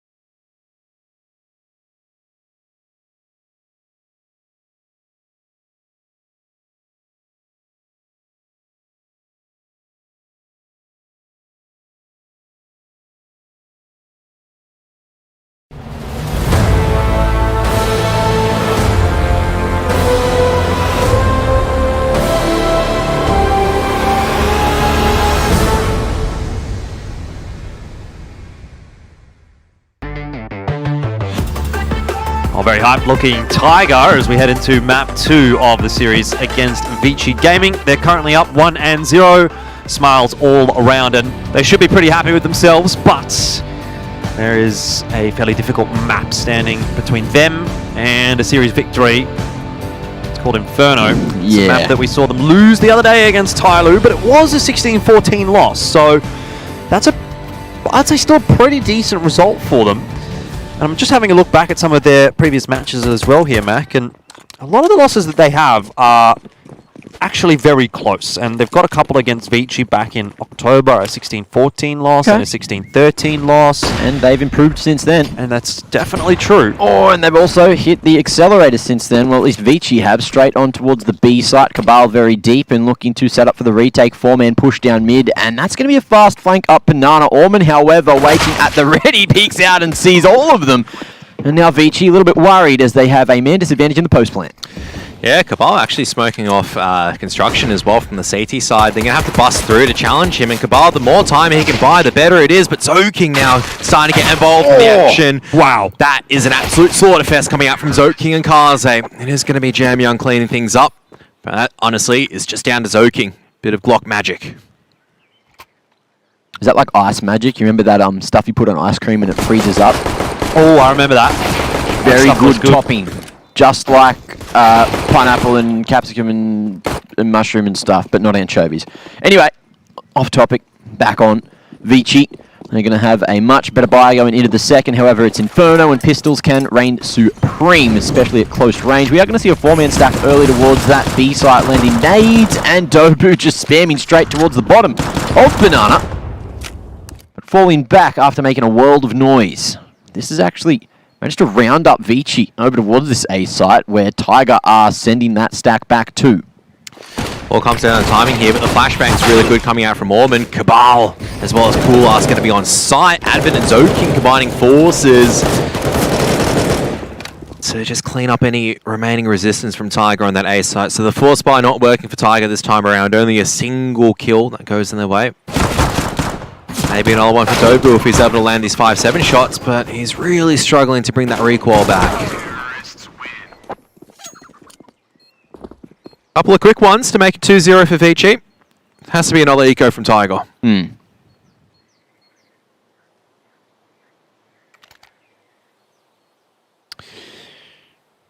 this might be where we start to see Vici flex their muscles a little bit.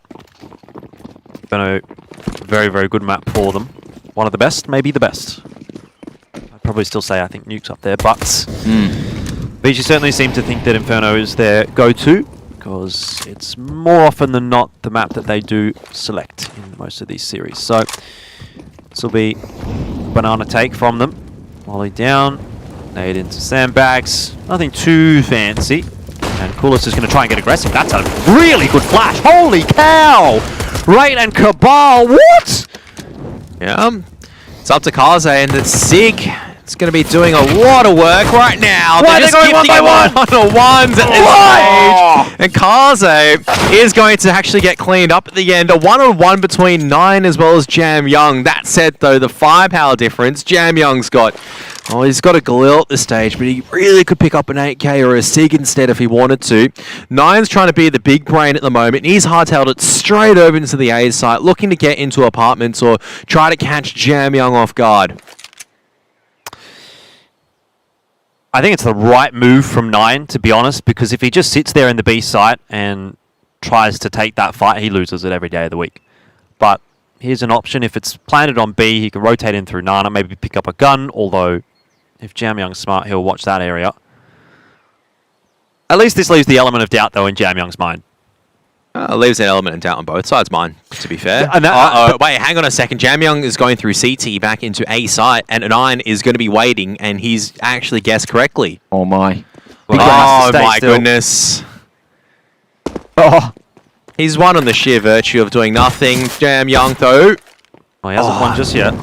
Okay, Molly into sight. 9 needs to back out. Oh, Jam Young! Why has he got it off it? Because he held the tick of the Molotov! The brains on the man! Jam Young loses the round. But he was planning safe. He didn't want to have unfavorable advantage. I think he he thought he was being charged down, so Yeah, but- someone must have called that he's jumping at you, just go fight. But there's... Okay, But what? you can lose that fight, yes. But if you get off, you lose the round 100%. That's how... No, but you have to look at it this way, No, right? I know what 'Cause you're saying. I know what you're saying. I know he thinks he's getting pushed, but isn't that more of a gamble than gamble planting? Not necessarily, because I feel like probably Nine thought, like, you got to consider it, you know, more mind game. We're going real Inception right now, obviously, and going, why did Jam Young not plant that? But USB swings on you. You have so much weapon delay in terms of bringing out the Galil. Nine actually is really favored to win that aim duel. You actually go challenge because you want to take him off as his last resort is to try to go in for that attack to deny the bomb plant. I don't know. Either way, Tiger have done the hard yards. Not only did they get all those kills, but Nine plays that one, well, I wouldn't say perfectly, but it works out for him. I think Tiger's going to need a couple of rounds like that against Vici on Inferno. And it's a great start for Tiger. They should not have won that round. No way. It all starts with that perfect flashbang. I think it was Dobu over at B that threw that flash. And Cabal and Rate. Just premium stuff off of the back of that peak. The Tiger get themselves a gun round 1 round earlier than you might expect. But what can they do with it? Vici's coming back with a vengeance. They've got AKs, they've got Tech 9s, they've got a bit of util. There's only 2 players over to A for Tiger at the moment. It's not a good sign.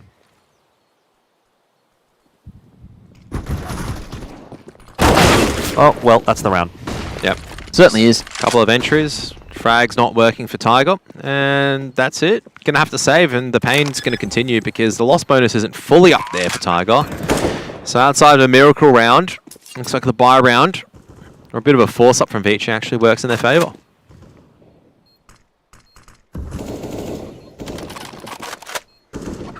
But can I say, something needs to be done in regards to the M4 and Tech 9. Doesn't make sense. M4 at close range, Dink is not an insta-kill. Tech 9 at close range, different story. Yeah, I mean, I see where you're coming from. Tech 9's the best gun in the game. I wouldn't argue that. It's a good gun. I feel like it's had its resurgence since the heyday of seeing a lot of CZs. So that rounded from earlier on. It was a really, really nice flash, but oof, Kaze just got 3 one-on-ones. 4 one-on-ones. Still. So he takes actually a couple of ticks. And Jam Young just not happy with that, I'm sure. He gets rewarded personally with $600 at the end of the day. Got the bomb plant down eventually. Look, it hasn't actually hurt Vici all that much because Yeah. they've just gone and won the round straight away afterwards. It arguably even hurts Tiger a bit more now because, well, money's a bit awkward, the loss bonus didn't quite build up, blah, blah, blah. Now they've got 2 rounds in a row with substandard buys, and they're being punished. Coolest completely flashed, and now Cabal is on his own on B. I think I remember why I didn't really like Tiger's approach in terms of Inferno. The reason why it was so close, even against a lackluster Tyloo. Even though the T side was completely fine for Tiger, which I feel like is their strong side a lot of the time, the CT side relied on a lot of gimmicks, if I remember correctly. Like these really janky setups, like not good defaults, just janky gamble stacks. Admittedly, this one's a bit justified, right? 5 and 4 on Inferno. This is, you don't have the best buy. You know what? Might as well go for it, or go A. But it feels like they're relying on that as their win condition as opposed to a solid 3-2 default setup as a CT side. Understanding when to kind of retake territory, when to kind of go for it. Vici though, walking straight into this. Spamming away, Rage still survives on site for now, but he's very damn low. If he can get more work done, that's huge, and that's at least enough to help out the rest of the boys on site. Awkwardly there for Orman, tries to reposition the crosshair, unfortunately doesn't take that kill, which he needed. Dobo 9 so damn low in pit, so the round could have gone either way, but Tiger ended that, not only with the second round, but 3 alive as well, and that's a, you know, bit of relief in terms of the economy, because they will still get another buy into the 6th. Same can be said for Vici as well, though. Very important round for both teams to come away with now. Tiger looking to even up the odds. Early Molly going to be going straight onto Cabal. Has to invest the smoke as well. just to keep himself alive. Kaze connects over. Ooh, that's a big nade. Was it a nade? It must have been an it was a headshot. headshot. It was actually a headshot from AK through the edge of the stairs, and now the acceleration into the short side of A. Well, Rate's going to go down. Advent will clear this out. this is looking a bit too clinical for me, fellas. Tiger can't keep letting Vici get away with the opening pick. They have to fight for Banana. It was something that we talked about in that match against Tai Lu that they really weren't doing a whole lot of. They're just giving Vici a little bit too much at the early parts of the round.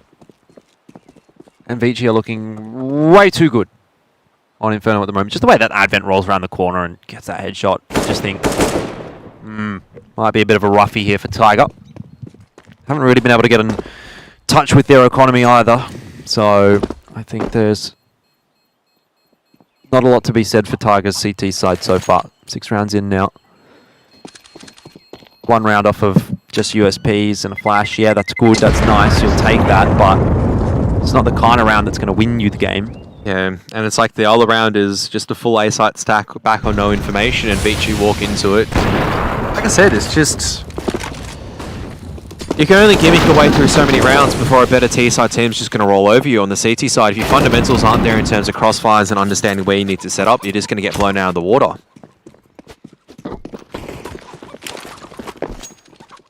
Also, having no money helps. Well, it doesn't help, should I say.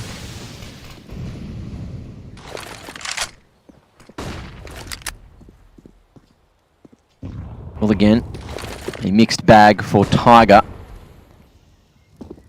Prioritizing a lot of that utility.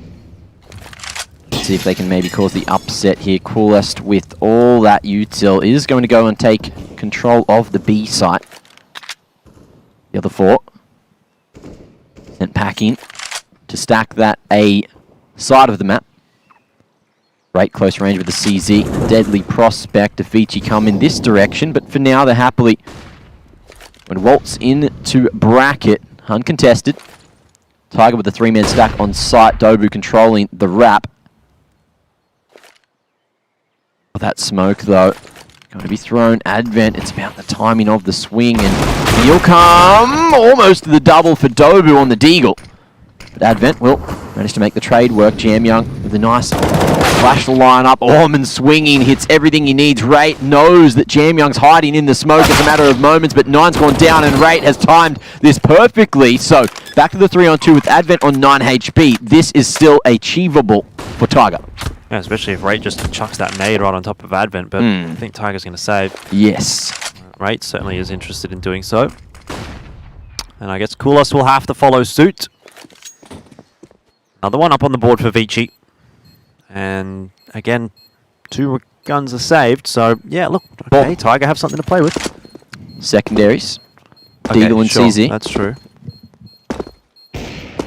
So quite important for these 2 players to survive, giving themselves a very good fighting chance into the next, considering how terrible that economy looks. Yeah, I mean, it's a very good fighting chance enough against Vici, though. Well, not at the moment. Vici really starting to drag out this lead. 5-2 now. It's all well and good to get excited if Vici drops map 1, but this is why it pays to not get too caught up in the hype. Especially knowing that you're going on to Inferno. Vici have reminded us exactly why we consider them the #1 team in Asia right now. Deagle's in Cabal's hands, and the CZ is in 9's. Dobu taking a back seat as the IGL of the roster. Generally the expected thing to do. You got both of the weapons, the rifles, actually on A, plus one of the CZs. So the B defense is incredibly weak. Unless Cabal does something happy-esque, and it's an okay start, but one isn't really enough when Dobu's only got a USP. Won't be able to do much with that one. Rate is here. There's no CT smoke. Can't really take advantage of it, though, by killing 1 or 2 of those players on the cross. And so, again, Tiger will more than likely be opting for the save. Yeah, just looking to take the AKs into the next round, just to see Zed from 9, looking to hunt to see if he can do any damage, maybe swindle away a rifle, just keep Vici guessing a little bit in terms of the 8th round. But it will be 6-2. Slowly and steadily, Vici are starting to build up this lead, and there's, I mean, you got to look at the context of the rounds that Tiger got as well. You're starting to kind of write this map off a little bit, or the CT side for Tiger off, and just hope you can get to maybe 5 as Tiger, win the pistol round at the T side and show what you've got.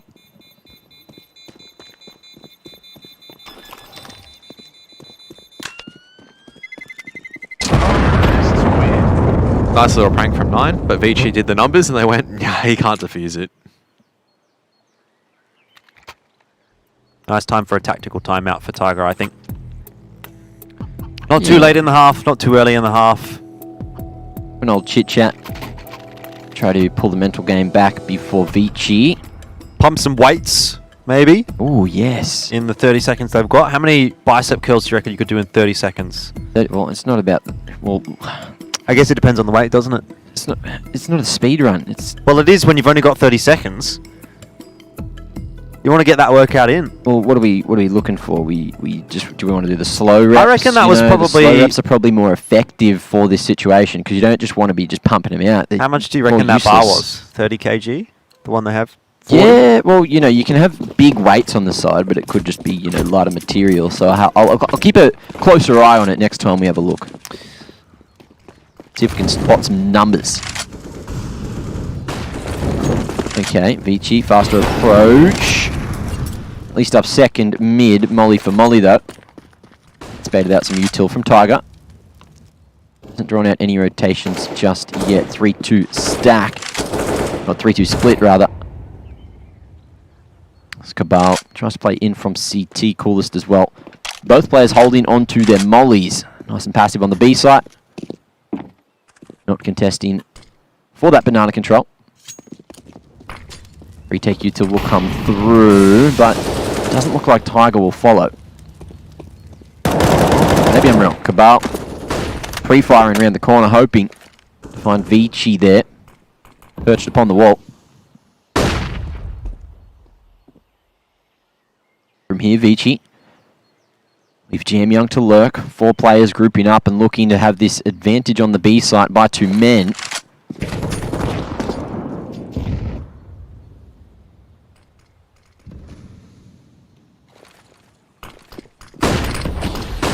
Out comes the explosion though, Zoking leading the charge, trying to really pick off at least one of these players, but Cool Ass is staying alive for first oranges. The crossfire works pretty well for now.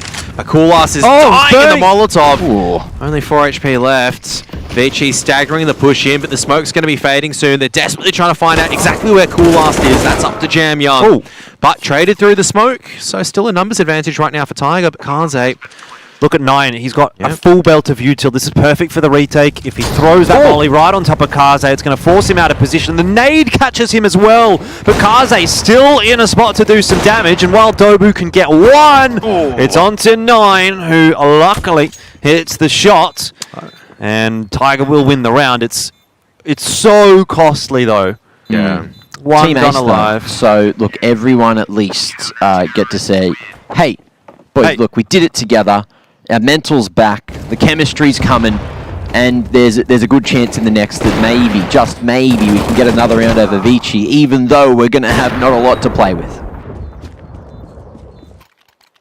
I don't know, you'd be pretty frustrated with that about Kaze, and that kind of gives a bit of insight once again into how 9 plays. It's that it is in a bit of an annoying position sometimes. How are you meant to expect the CT sitting all the way back there when 2 of them actually pushing up guarded? Now a fast push into A. Zoking though leading the charge. 1-for-1 over at Boiler. Defensive supposed to be deployed. It's just a full send it onto the A site. Well, Vici know that they can really just put a punch right through Tiger if they win this round, and they're certainly set up to do so. There's a bit of util for a retake if Tiger wants to go for it, but they may just opt to lean back onto the save, which has been their go-to so far on Inferno. Maybe give Coolest a crack here, but doesn't look like he's going to find the timing. Orban flicks around. And with that, it's time to save for Tiger. So Just again, Vici pick up the pace, change it up a little bit. Last round, very slow. 20 seconds left on the clock when the B hit comes through. But this time, Jam Young, Orman, just sending it into the A site. And that definitely caught Dobu and Rate off guard. Didn't have much util to slow them down either.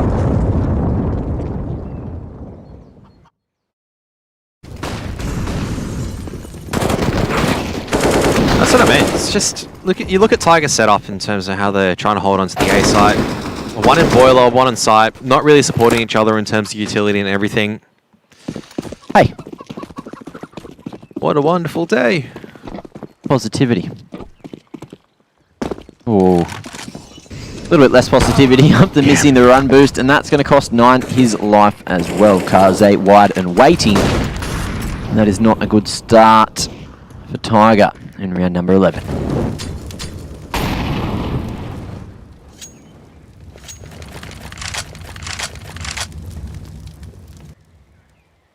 Can't get anything going on this CT side at all, can they? USP in hand. Rate is USP, P250 I should say. Good for 1. You'll take it.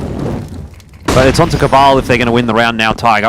He's got to hit some sick shots with this AWP, and he could be now mollied out of position. Has been. And looking all over the place. Really just can't find anything. Coolest picks up the AWP. Oh, has a crack at the no-scope twice, and the second will hit, but no harm done really for Vici as they get their 8th on the T side, and they're just really going through the motions, it feels like. Yeah. And Tiger are just like so desperately trying to cling on to anything. But nothing is sticking for Tiger at the moment. Yeah, well, there might have been a chance for them to get another kill, but fortunately for Advent, he took 3 attempts to jump over the fence on the balcony. And couldn't get out to sight. So Vici slowed things down, and it worked out for them. Just up against the pistols, making no mistakes, or minimal mistakes. Nice couple of shots from Kaze. Feels the full force of the AWP, but the trade is there. And Vici looking like a completely different team as we get deep into Inferno. 12 rounds in. 5-round lead. 8-3 over Tiger, who descending 2 over towards that B site. Vici as well, much faster approach this time, realizing that Tiger aren't really going for the contest. They're happy to take this map control for free.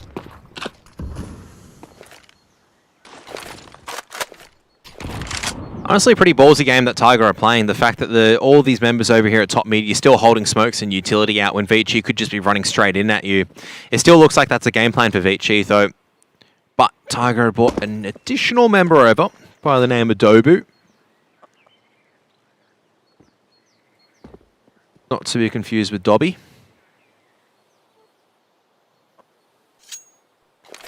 Give him a sock, see what happens. This push actually coming in from Rates. Pretty good. It clears out a lot of information. 50 seconds left, though. Maybe Jam Young realizes what's going on over there with the flashbang coming over from second mid. Might not be a bad time to head back into the A side of things. Smoke's refreshed as well, so even if Vici were thinking about faking over towards the A site, now they might have to follow it up. Over here at A, 9 after the shot has a smoke and nade to play with. Doesn't take that shot and will just use the util option. Rate one way in pit as well. 9, he's going to go 3 peak. Nice shot. Aggression seems to be key at the moment. Up on dark. Can't get another close range as Zoking trades. And now it's a chance for Vici to get this bomb planted, but it needs to get to the site and there's minimal time. Jam Young might know. Too late. Time. That's the round. Tiger needs to survive, and after it, does anyone else fall? No. Tiger happy with the round. All 3 running away. Vici 2 alive. But even so, the money, it's there for days. Advent almost fully stacked. But again, last second decision making, costing Vici a round. Yeah, just losing that bomb as well. Just not having the initiative to go back and cover off Zoking as he's trying to make his way into side. Can't really blame Jam Young in that scenario, though. Hasn't got enough time to pick up the package. Just really down to the pushing and prodding. Vici not doing enough to kind of contain Tiger for now.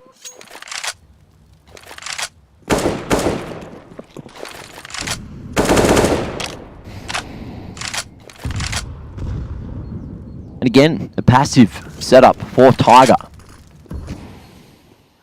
Not wanting to contest anything too early. A couple of misstepped rounds, certainly allowing Vici to get onto 8. However, Vici deserving them with the punishment they've been giving towards Tiger. Looking to get some revenge for Train. Don't know if the molly missed or if it was just a case of time, but I don't think that molly actually landed in Diggity. Could have been risky if 9 was there with an AWP, but AWP actually was not retrieved for Tiger. Slow walk contact into jungle. Flashbang's going to kind of come out of apartments to allow that peek forward. Wraith though pushing forward, but Zoking's already opened up, and that's the A site pretty much now, relying on Dobu. Trying to lock things down from pit area, smoked out, surrounded by enemies as well. And that's just the issue, isn't it? Just giving Vici so much control, the posture for the execute. Just means you're not going to have a good time once they do start to collapse on site, coming in from all the different boundaries. 2v5 on Tiger, now just hunting for a bit of space to try and stay alive. Vici, however, hunting in a different manner. Looking to stop these rifles from being saved. Coolest close range. Waiting for Cabal to peek on contact. Very hidden.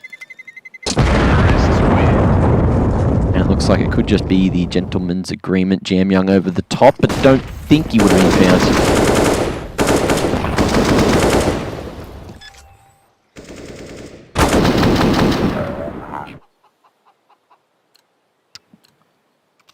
No. So, both the Tiger players do survive. And Vici keep all 5. Now, into round 14. Still that 5-round lead. Vici currently. Tiger trying to change it up this time. Cabal peeking all the way down. Banana. Kaze lays in wait on the other side of that wall.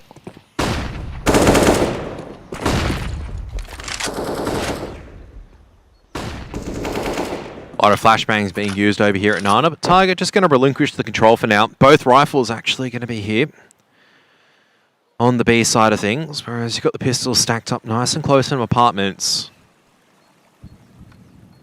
I mean, I say pistols, there's actually a taser, and I would love to see Jam Young getting Zeused.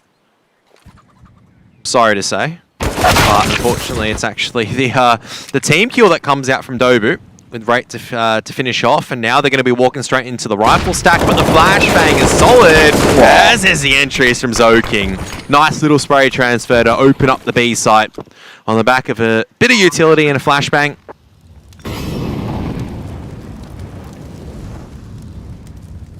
There you have it. I would say that Wraith's just going to look to pick up a rifle if he can.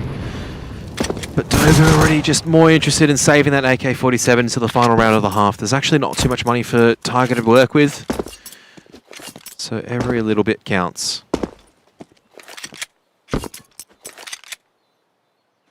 Let's see if Vici go for the hunt. Their economy in a very stable way, so I dare say it is a good decision. However, if they die, then of course someone else on Tiger could get yet another weapon. And you don't want that. You don't want to be giving away AKs, essentially gold on the CT side. We send it into the final round. 1 AK in the hands of Dobu, plenty of money and utility across the board. No AWP though, so Cabal's even gone back to the FAMAS. That one's going to hurt, maybe. And Vici. Let's see if we find a change of pace. Looks like it's just going to be the same old thing. Looking to work some apartments control up second mid. Flashing off the line, but Dobu trying to play a dangerous game, and he will slide away to safety.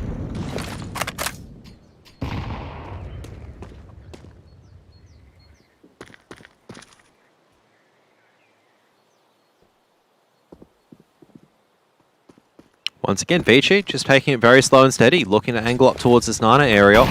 Retake utility going to be deployed by Tiger though, over into the Kai area. Not going to send anyone on the back of this. Which is a good decision because, of course, if Kaze perched there, boosted up on the logs, But again, everything slows down. However, Rate with some aggression into apartments. Looks like that was just the hard dry peek as well. Catching the timing to Jam Young. They know that he's the lurker too. Surely they start to stack the B site, but it doesn't seem to be the case. 4v2 with no one starting to rotate from Tiger yet. Still some utility to maybe hold out Vici. It's the flash that's going to be utilized first. Cool last nice spray. Molly doesn't get dropped. It's going to be the AK. The chosen play. Secondary pulled out. Advent hits back. They know that Koulas somewhere on site, but everything being picked apart. As Koulas goes down, Kaze wants to clutch it 1-on-4. Can he get this done? Coming through a plant, there's a bunch of flashbangs being flung forward, and Kabal's going to push that smoke. 5 to 10 at the very least. Tiger, something to work with coming into their own T half, as Vici going to be fighting for survival in this series.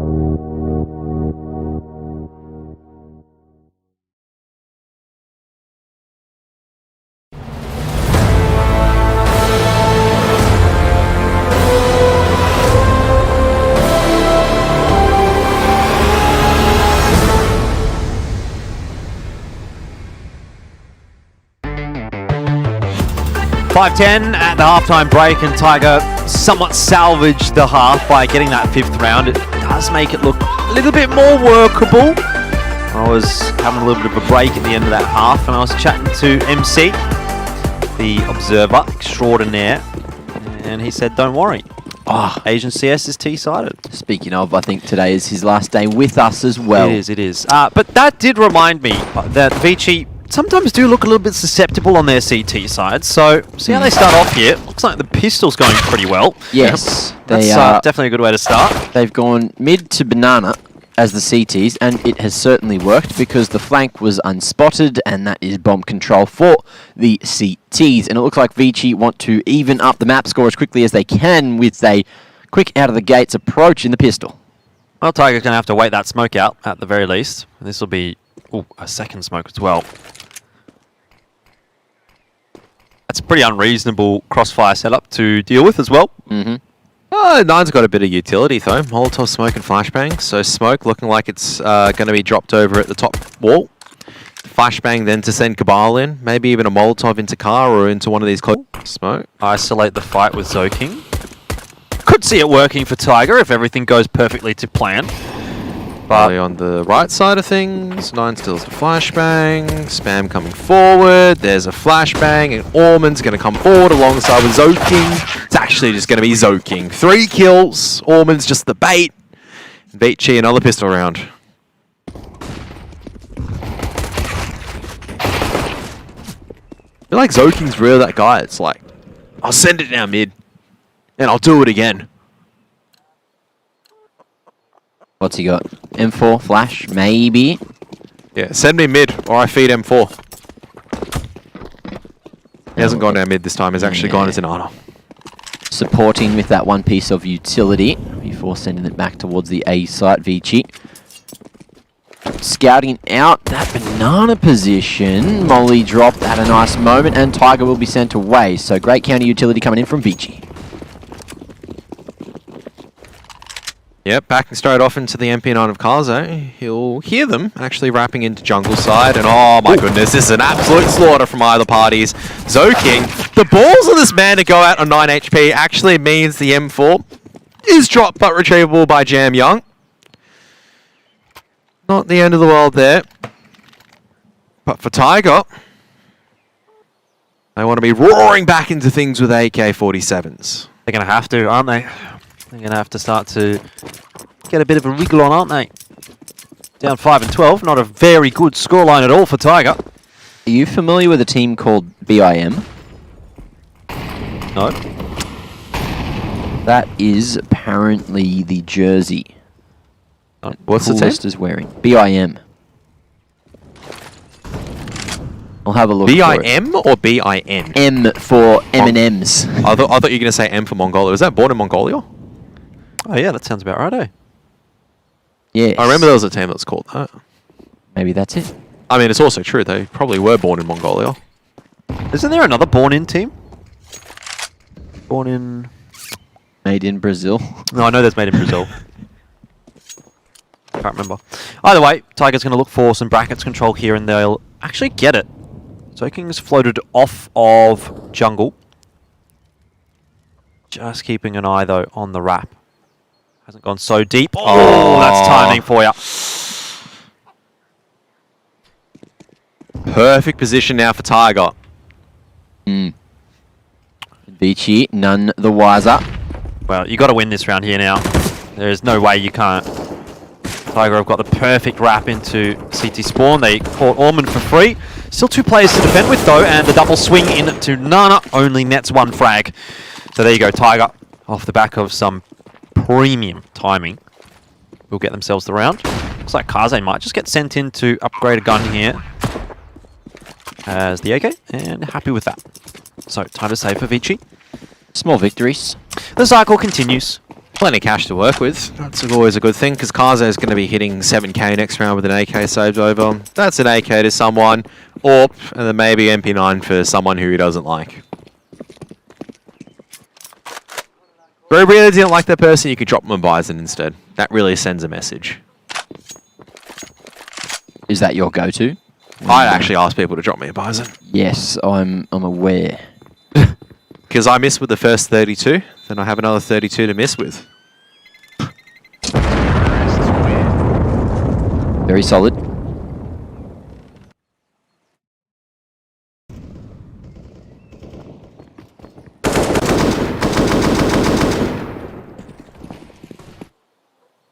Was some premium timing, I must say, for Tiger. Walking in just as Zoking gives up the angle. So yeah, Zoking has actually had a pretty good series, or pretty good map so far. 22 kills and 10 deaths. Definitely leading the charge, and he's got the AK in hand, looking to continue the carnage.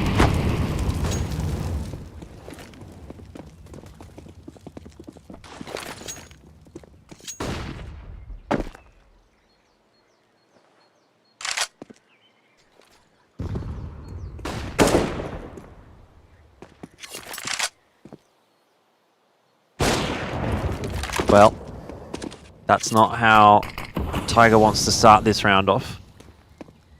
Oh. Bit of a soft kill, really, for Kaze. Didn't have to do much. Raid's just shouldering the corner, and Kaze says, thanks very much, mate. I'll take the numbers advantage.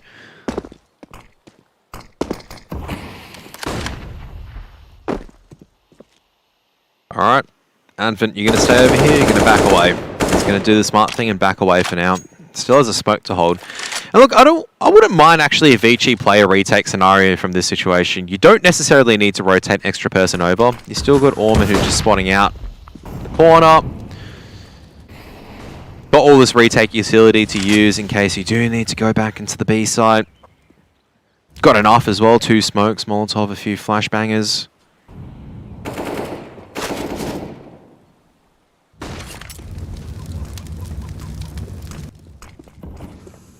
Well, Dobu runs up mid completely dry and will lose his life for it, but that seems to be more than enough to draw the rotations off of B, and now an opportunity as Orman comes back. There's going to be a flash for him. 9 reads it like a book, but Advent close range with UMP, and with 7 seconds remaining, we are going to see Cabal get to site and get that bomb plant down. Coolest fully clearing out mid, but now, Wait, hang Cabal, on. he needs some help on site. No, he's not going to get any. He's going to go straight down mid Coolest and get all the way into CT, so Cabal just needs to buy as much time as he possibly can. Oh my. Coolest is elephant feeding all the way into CT, which is by rights what he has to do, but he's got there in time. Cabal hasn't been pushed yet. That's huge for Tiger. Brings it back to the 2-on-2, and Cabal's just buying time. Zoking will drop him. Remember, the bomb plant is open. Jamyoung's on the defuse. Coolest needs to spray through. Still won't win the round. He doesn't even know where it is. That's unfortunate. If Cabal gets 1, that's round over. Tiger wins. Not necessarily, actually. The smoke was still in play there. Plenty of time, actually, for Vici to dance around with it. And the way it was planned, it actually wasn't for CT. So, bit of a messy round. I still would have favoured Vici. Definitely Tiger, though, in with a bit of a glimpse in that round. It started so well with that free kill onto Kaze and CT spawn. You thought, oh, they're in with a chance. Oh well. 6-13 now the scoreline. And Tiger have a very long road back into this map, and if Vici wins this one, we'll head to 3rd. I think at that point then Tiger has a long road back into the series, because Vici oftentimes do go to the 3rd map with Tiger. To be fair, Tiger does win them every now and then. Good 2-man spray down from Jamyoung, and helped out by Kaze, who keeps his buddy alive. It's just looking a bit too clinical for Vici at the moment. And there you have another one for Zoking. He's on the way to 30.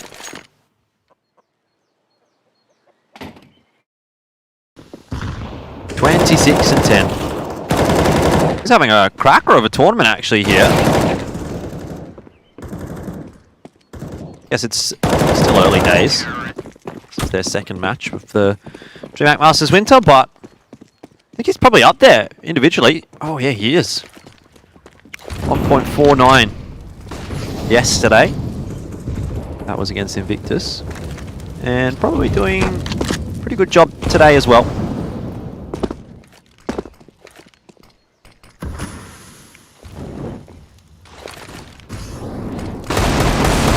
Okay, Dobu.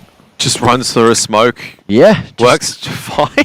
Playing some crazy games, and it seemed to work against Tyloo the other day. That almost works as well, except Jamyoung is the sharpest player in China, so he's come back and found a nice little headshot. Dobu falling back after finding himself that upgrade will get another, and that's going to be a man advantage for now. Advent now. Solo here on the B side has a gap to play with, and that's going to be the equalizer. Coolest doesn't want to reveal his position behind the smoke, so he stays silent.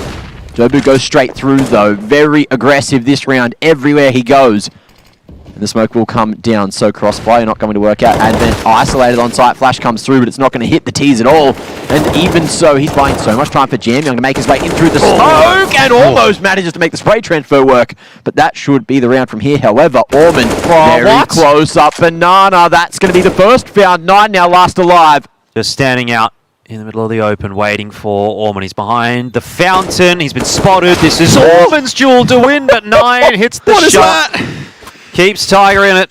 7 rounds and getting him one step closer. I think you probably have to say that was really Dobu, though, that did the lion's share of the work. Opening up really both of the bomb sites at that point. He's gone to top mid, and he's gone back, and then back to top mid, then back, and he's gotten a few kills here and there. Zoking back to his old tricks. He's going to be flashed in. There's the first one. And Nana going to be completely cleared off. Well, it's imperative now that Tiger puts together a string of rounds, right? If they can get 4 from here, maybe that's, 5 in a row, up to 12 before Vici gets in with another sniff, then, maybe there's a chance of pushing it to OT. To come back from 14-7, though, against Vici, oh, man, that's a difficult ask. All right.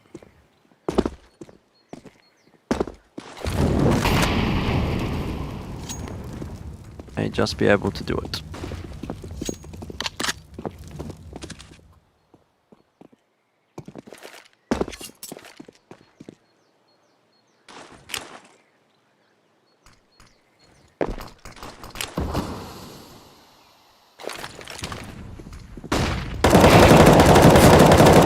Nice little play. Zoking continuing the impact, but now the B site pretty weak.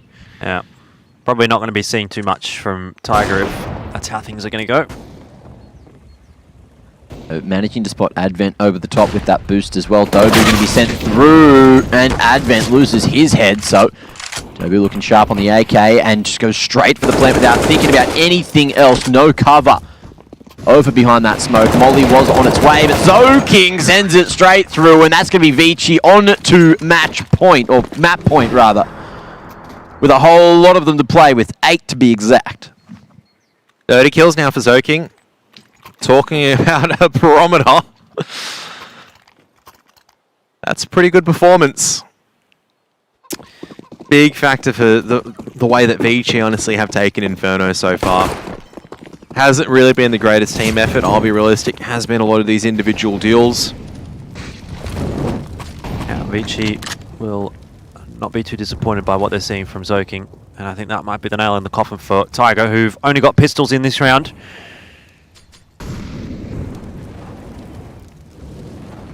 Definitely in with a chance to actually overwhelming this diggity area. Out comes a flashbang. Makaze gets a lineup through the flash. It looks like he'll be closing it out alongside with Zoking. Appropriate, the king himself of Vici Gaming gets the final kill as Vici will bring this back into the final map. We're sending it on to Nuke.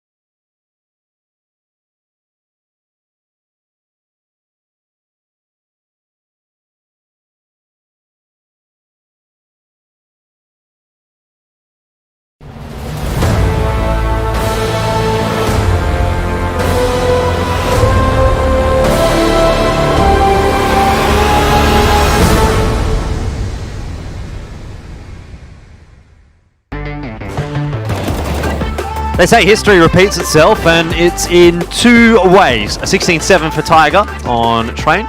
They won that. And then it's a 16-7 for Vici on Inferno, which they lost. So it's very much the same as what we saw from last night. Tiger wins map 1, then loses map 2.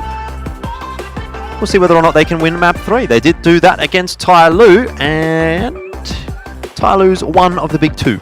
If we're going to keep going with the numbers here. Mac, how many rounds before you start to believe? Paper, scissors, rock. Oh, damn. Paper, scissors, rock. Whoa, who the hell? Hey! Who says paper, scissors, rock? Everyone from where I grew up. Scissors, okay. paper, rock. Yeah. Scissors, paper, rock. Look, so for those who don't know, Wollongong, it might be located in New South Wales. Some I usually people... say scissors, paper, rock. Yeah, so why do you say paper, rock, scissors? I Or don't whatever know. you just said. I It don't like was- when people say rock, paper, scissors, and I'm down for Rochambeau. That's all right. What? Huh? You've never heard Rochambeau? No. Rochambeau. Rochambeau. It's a skater thing. I don't know. You guys obviously never went to the skate park. Good job. Anyway, we have Mirage to get to. Inferno was crazy. And I'm just pretty disappointed that I lost the old scissors, paper, rock. Guess I'm not cool enough to know what Rochambeau is. But Kev, what did you think about what we saw there on Inferno? I myself was not so impressed for Tiger, but it's nice to see Vici back on that horse. I don't know, kind of like unimpressed from both sides, realistically. Vici was a bit more of a duo effort, so to speak, in terms of the individuals that could fire up. I mean, once again, you can't really fault someone for playing really well. Zoking was definitely set up in a good position a lot of the time, but a lot of rounds kind of went begging as well for Vici, right? In terms of the pistol round, in terms of the stacks. Could have been a lot cleaner for Vici, could have been a bit closer for Tiger. I felt like Tiger, though, it's just the same problems that we saw yesterday on Tyloo, where I'm like, there's a couple of problems on how they execute and a couple of problems how they defend. I can levy the same kind of accusation over at Vici. A couple of problems on how they were executing, obviously plagued by the fact that Tiger were playing very hyper-aggressive. They couldn't get that map control on the T side. When it came to their own CT side, you know, it was a bit less of a problem. They were able to hold on quite well after a pistol, maybe 1 or 2 rounds here and there, but nothing that was ever going to really trouble me and go, they're going to be out of the game. Yeah, look, going into that second half as well, I zoned out a little bit after Vici just got so many in the first half and then, you know, took that pistol with some great aggression. It was like, well, look, they're back, they're here to play, you know, it's not going to be a Tiger map. As much as I would have liked to see that 2-0, that would have been a huge upset, but I just don't think that was ever going to be a reality. And now we are over to Mirage, where Vici have been looking good. I've been saying it, but we haven't managed to get to a series for a little while where they've been able to play Mirage again, and today is going to be one of those days. It is going to be. Look, I do want to give the benefit of the doubt to Tiger, but I don't know, man. It's so hard to predict a upset over Vici. I sort of almost consider them the least upsettable of the top 2. Tyloo, I think if they're on their bad day, then they can get upset. Even Vici on a bad day, you'd think should have the fundamentals. It's difficult, yeah. It's like so difficult to upset because you have the individuals that can come up and form. I was like looking at this, it's like you look at the ADR, you look at the KDA, you know he actually dropped to 30 in regulation and 16-7, which is absurd, right? 2.24 rating, I think just emphasizes how large of an impact Zoki actually had. A lot of the times it wasn't just eco frags, sometimes we joke about, it was actually round winning multi-kills that eventually led into the way of like Vici having a huge advantage both in the T and the CT half. Yeah, and I don't know, Inferno, I feel like that's a bit of a write-off because Vici, you know, going up against Vici, they're too strong. Tiger, the stats didn't really lie. Of course, Jordan, you did say that there was a couple of 16-14 affairs where it got very close with these two teams, but it just seems like Vici, they just wanted to make sure it wasn't a one-sided affair here today. Have a look at the Mirage stats here as well, Mac, while we're on the topic of that, and this will give us an indication of what we might get. Not a whole lot, really, to separate the two teams stats-wise. Yeah, both 10 matches played. Pretty even win rate in terms of all things considered. 60-50%. I mean, it used to be a lot worse for Vici, let's be real. 17% at one stage. Yep. That was a bit of a meme. That was pretty funny, but yeah. They haven't played it since July, and Tiger actually did win it back in July. Different roster. 16-7 though, and I think that was during some of the rougher period for Vici on the map. Oh, 100%. And they've looked a lot more inspired, you know. Like, we looked at IM Beijing when they took Invictus Gaming on a Mirage. That was looking fantastic, right? Like, some of the strategies and executes, they were... Oh, it just blew my mind. That's how good it was. It was like, oh, I've never seen this before. It made me excited for Mirage, which is not a thing you can often say these times on a map like that. It feels like everything's been done and dusted, you know, but there's still a couple of changes, a couple of different executes people can still run, which is always cool and good. Yeah, it seemed like the mid-round calls were really good. That was the discussion we were having over towards Train, obviously, the Mongolian team. Very good mid-round calls on that map. The Vici just not looking as good in terms of the mid-round. However, Inferno, different scenario. And again, as we move over to Mirage, I dare say we're going to see a much more even affair. Well, we'll be getting to Mirage fairly shortly. Mac, it's time for us to take a short break. Final map of this evening, though, is going to be coming up in just a second, and it's Mirage between Vici and Tiger.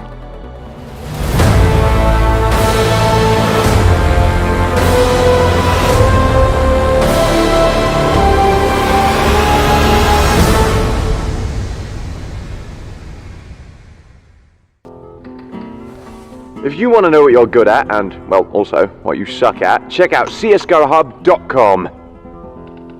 Coming!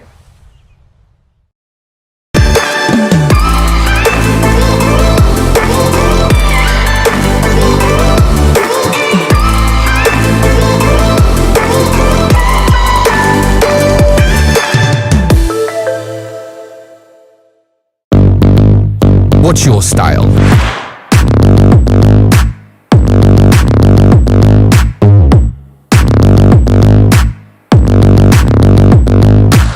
Get your merch at shop.eslgaming.com. With the right CPU, you can turn any game from familiar to phenomenal. Unleash the potential in all your gaming with Intel 10th Gen processors.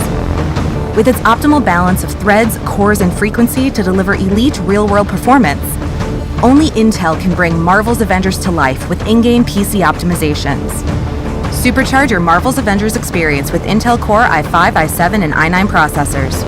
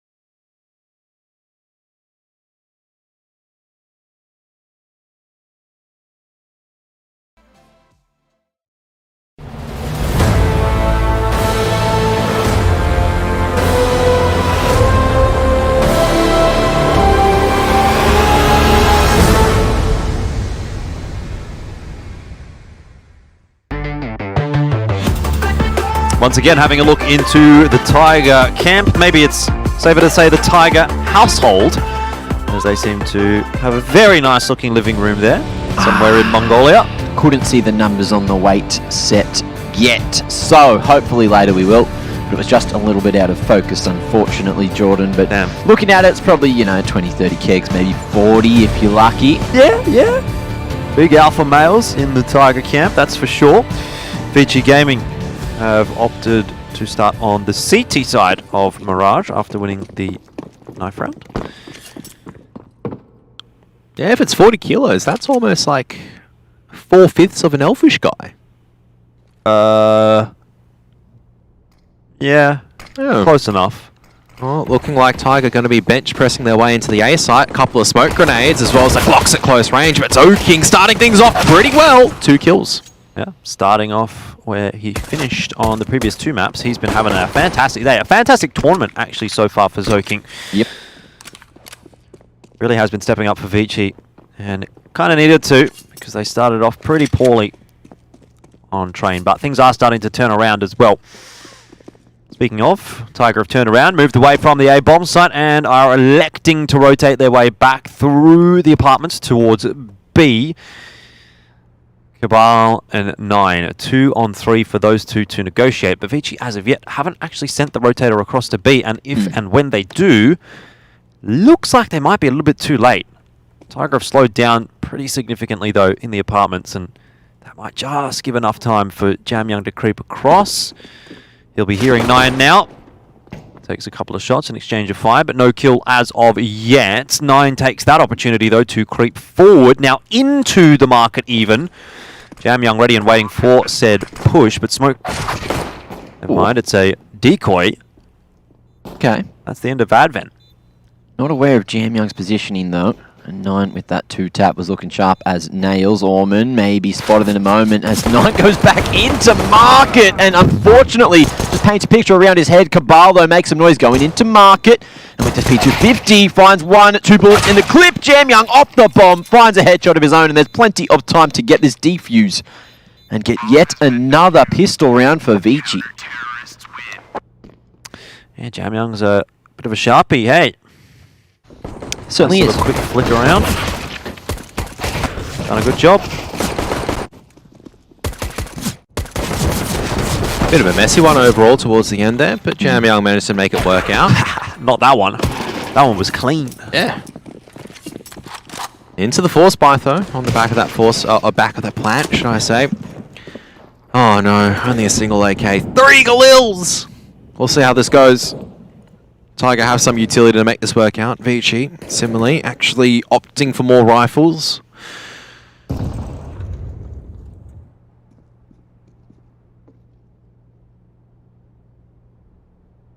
It's slow and steady at the moment, actually. Tiger not really revealing any information.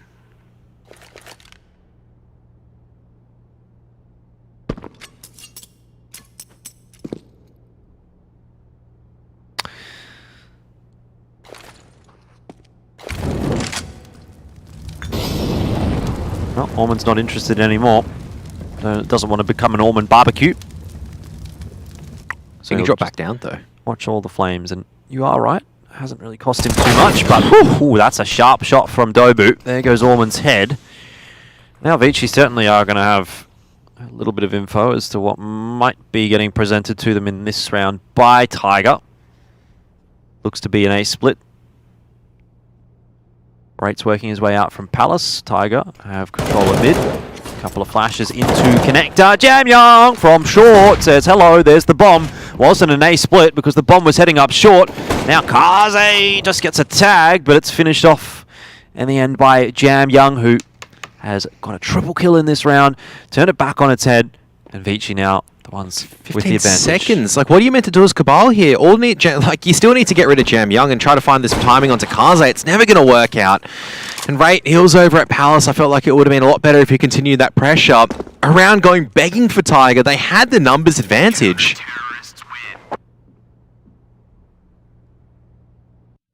Had everything to work with, but just all falls apart because of just one jammy boy.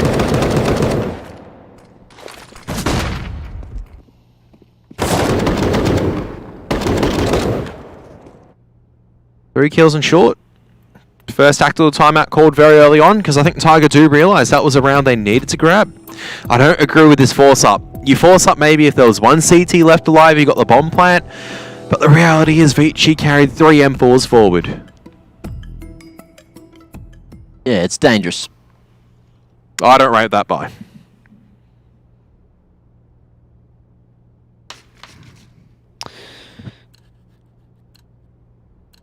Rate that by. Don't rate that by, huh? What about this one? Rate that. Rate out of rate? 0 out of 8. Let's be real. Considering he's on his lonesome with the Galil, the rest of the Deagles are out on the rest of the map, just looking to get picks here and there. Don't know if Jam Young spotted out the gun barrel of Cabal on the back of that flashbang.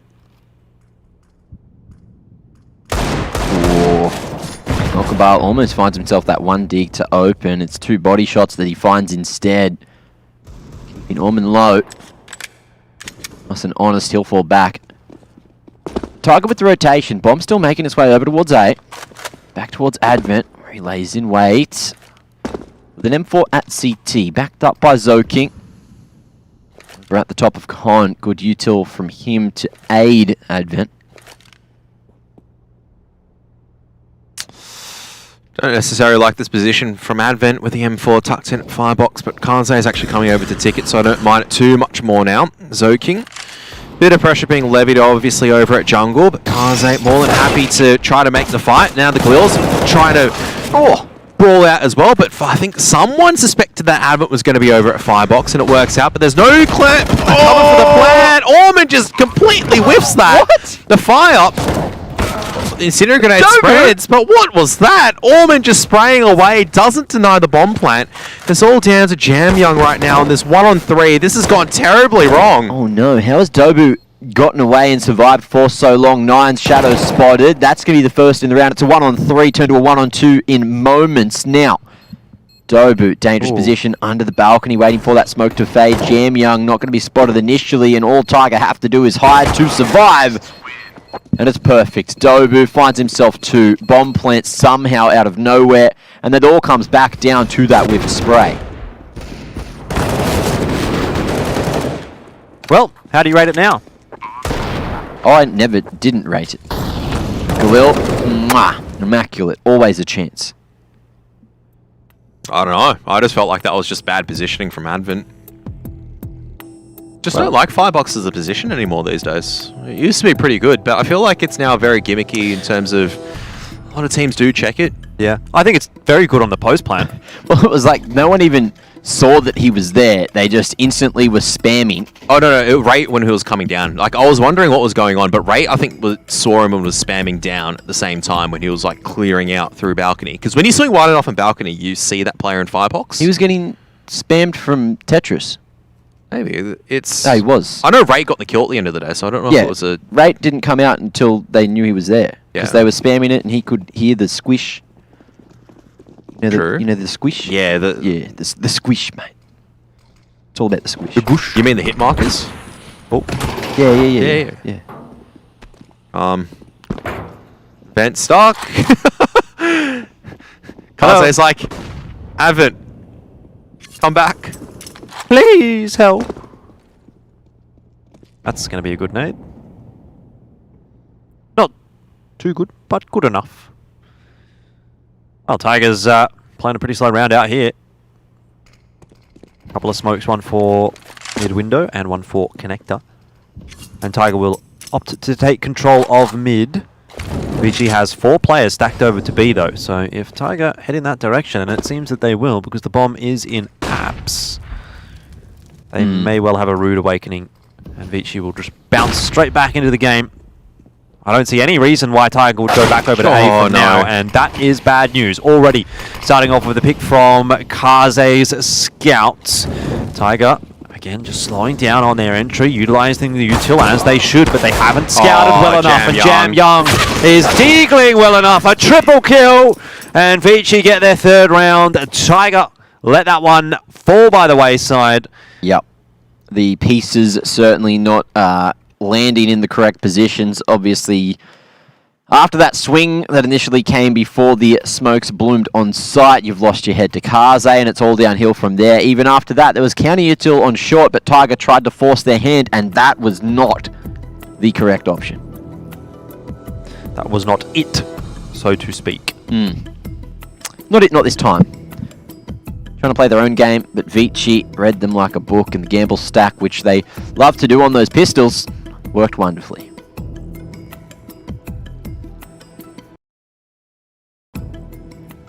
Second tack called already, just 4 rounds deep.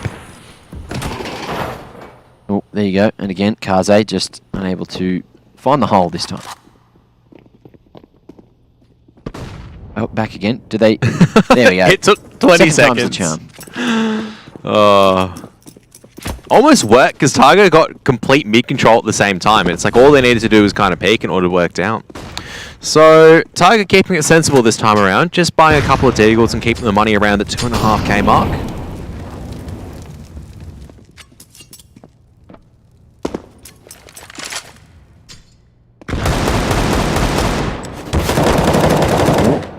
Coolest.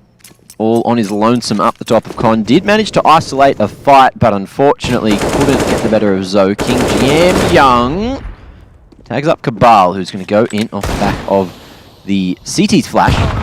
Try to find the info. Kaze will finish off Rate as well with that nade, and everything going wrong for Tiger on the pistols in round 5. There were a couple of opportunities. Unfortunately, couldn't really seize them at the end of the day. Still a chance to do some damage on the back of maybe a Glock and a Deagle. Iron though has managed to retrieve another Desert Eagle to work with. Hand cannons in play, never count them out, especially in the hands of some of these members like Cabal and 9, who have looked particularly deadly so far. Kaze just constantly jump peeking, looking for the lines, but there is 9 slotting the shot, but it's not enough. Orman and Zoking so damn strong on the rifles, and there it is. 4 rounds already on the CT side. Tiger getting stopped in their tracks on the pistols, and as we send it into round 6, they will be able to buy up once again. This time, let's see if they can make a correct read, or if they change the mid-round calling up. Well, Dobu, still I'd say fairly new to the IGLing shoes. And I thought NCL did a reasonable job when he was in Tiger. Didn't really set the world on fire so much, but did enough. Quite eager to see what Dobu is able to do. That, however, is going to be a spanner in the works, and he is going to have to be pretty quick on his feet with his thinking in this round if they're to win now, Tiger. Bomb already located by Vici. It's interesting, though, that Vici here don't really commit any resources to defending that bomb. 1 Molotov. That's it. They're just happy with the numbers advantage. I guess they don't have a whole lot of map control, right? Tiger has taken mid. The rotation would be quite tough to come across from B safely. So the B defenders will stay on B. And the guys on A, a bit more interested in keeping A quite safely locked down. Advent, a good trade for Zoking. Keeps things looking favourable enough for Vici Gaming.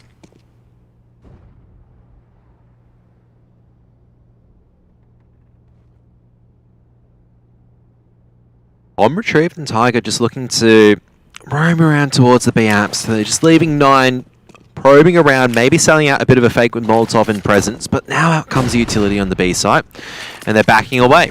So they've actually done the job here. 3 people here on the B bomb site. It's down to Advent, and kind of this opening duel between him as well as 9. Advent does chip down a little bit of HP. 20 seconds, getting very dicey. No smoke on the cover, just a Molotov into jungle, and cool ass as well on the cover. Molly in a solid position to force Kaze away, and that's an opening to plant. However, he's invested the smoke as Advent swings in. That's going to be no time to get the bomb planted. Cool ass left, isolated over towards jungle. And another round for Vici. Cool ass should survive at the end. Oh, Kaze spots him with the wide swing to jungle, but there it is, still just a single round for Tiger as Vici schooling them on the defense. Another round that allows a little bit more gold to flow into the coffers of Vici Gaming as well. They kept 3 guns alive. They're up 5-1 now, heading into the 7th round. Tiger down to Tech 9s, Deagle, P250. But a util there to play with as well. Most of their members, in fact all of their members have armor. Not too much head armor across the board though. So these M4s from Vici are going to be able to go to town. Already utility exchange on the B bomb site. Big sprays coming through, but it's the grenades that'll find the first picks. Jamyoung is doing a good job of locking down anyone that gets past the flurry of fire until Coolest with the AK provides a couple of frags for Tiger. Still a numbers advantage now for Vici, but Tiger is working their way into the B side. Oh, Advent goes out of the smoke. That was a dangerous game, but now the bomb's on the ground, and Coolest is left solo again. This time, a bit more of a fighting chance, can isolate these fights. First man found, Overwatch short, spots that, nice one tap! And Kaze on the line, knows that the bomb's outside of window. Coolest has no util, but he has a AK in hand and an opportunity to clutch this with an ace! But still.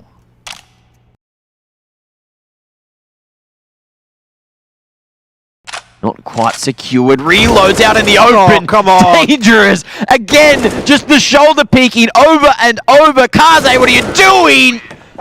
Yeah, I'm not sure about that. That has fallen apart something chronic for Vici Gaming. A 3-on-1, and they've just let that slip. Coolest. Okay, fine. Gets Advent here.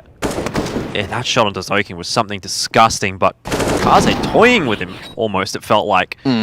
Coolest doing what cool guys do best and acing up against Vici. It was a cool ace indeed. Exactly what Tiger needs to get back into this game.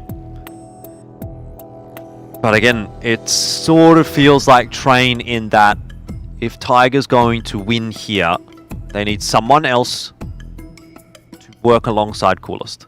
Well, Cabal, slow to start. Dobu as well. I think Dobu's been the other pick of the bunch, really. If you think about some of the rounds that he had. Back on Inferno. Couple of nice entries, but you're right. By and large, it's been a pretty slow start from Tiger. Well, you cut me off. I was going to say Dobu as well as 9 doing fine so far, but... Oh, Dobu as well as 9 doing fine. Yes. You're a poet, you don't even know it. Oh, I know it. It's all pre-planned, Jordan. You didn't bring your script today? I did not. Damn. Well, you can borrow mine if you want. Kev, have you got yours? I used to have a little black book somewhere. Little black book, huh? Ooh, Yeah. What was in that? I actually used to have a bunch of phrases in it. New words. Hello, my name is Kevin. Would you like to be friends?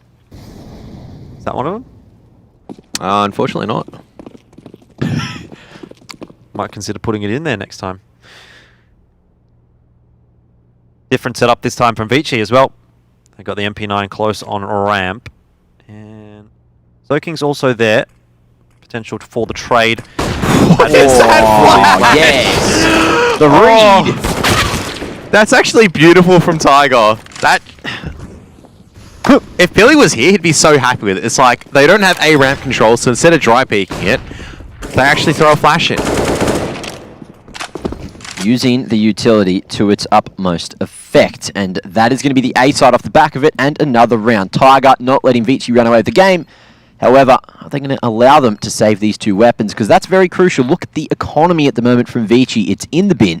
There's nothing left. Every gun carried across is so damn important for Vici, but Cabal, slow peeking into the line. Orman with a Bamis still manages to make it work. That's going to be an upgrade too, so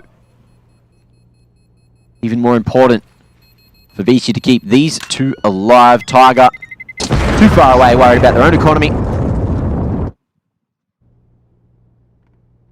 And there it is again. Beautiful flash and the double entry as well. Coolest popping off on Mirage. That's definitely like one of the angles. Coolest. Playing a bit of sportsmanship as well to the camera. Yeah. He's enjoying it at the moment. After getting that ace, it's just one of the... Like, you just don't want to give the confidence to one of these youngsters because they will start getting a bit more carried away, and that's the problem is when they start feeling it, they'll take these duels, they'll feel comfortable doing so, and they'll keep charging at you until you punish them. Dobu. Oh, what? How does he not convert that? Orman felt like for sure was a dead man. Well, you talk about youngsters. How about veterans? Orman's been around the block when it comes to Counter-Strike Global Offensive and has been in this Vici Gaming roster for as long as I can remember. How long is that? Probably gone back to 2015, 2014. I'm not sure actually when he would have joined the Vici roster. We're talking about the combination of that CyberZen roster, or kind of like when Vici Gaming just broke away from that CyberZen roster, when it was like VG.CyberZen? Well, I still kind of consider that Vici. Yeah, well, he's been part of there since 2016, so a long time. Anyway, action's happening at the moment, and Rate's going to be tapping away. Just once again, the entries are very solid for Tiger, but Kaze is keeping the bomb locked down, and Jam Young with a pistol at close range, but he just can't land the shots! What is that movement coming out from Rate? He is hopping around like a madman, and he gets away with it as well. But Kaze missing another shot. Can't allow these to go missing. Jumps across the line. Ridiculous scenes here. Rather than taking the path of least resistance, Kaze spots Rate straight through default, and that's going to be the one-on-one now. Coolest, 12 HP. Man's been on form for Tiger at the moment, and he needs to do it one more time. 12 HP versus 17. Kaze wrapping in. Secondary in hand knows that Coolest is low, and it's a matter of moments, but a nice sharp shot. Readjustment from Coolest will get another over the line. Just one of those rounds where you just go Jam Young, he just gets that kill onto Rate. All he needed to do was hit a single bullet, but Rate's just bunny hopping around, just pretending it's like, yeah, I'm sending a PB for KZ. Well, look at these moves.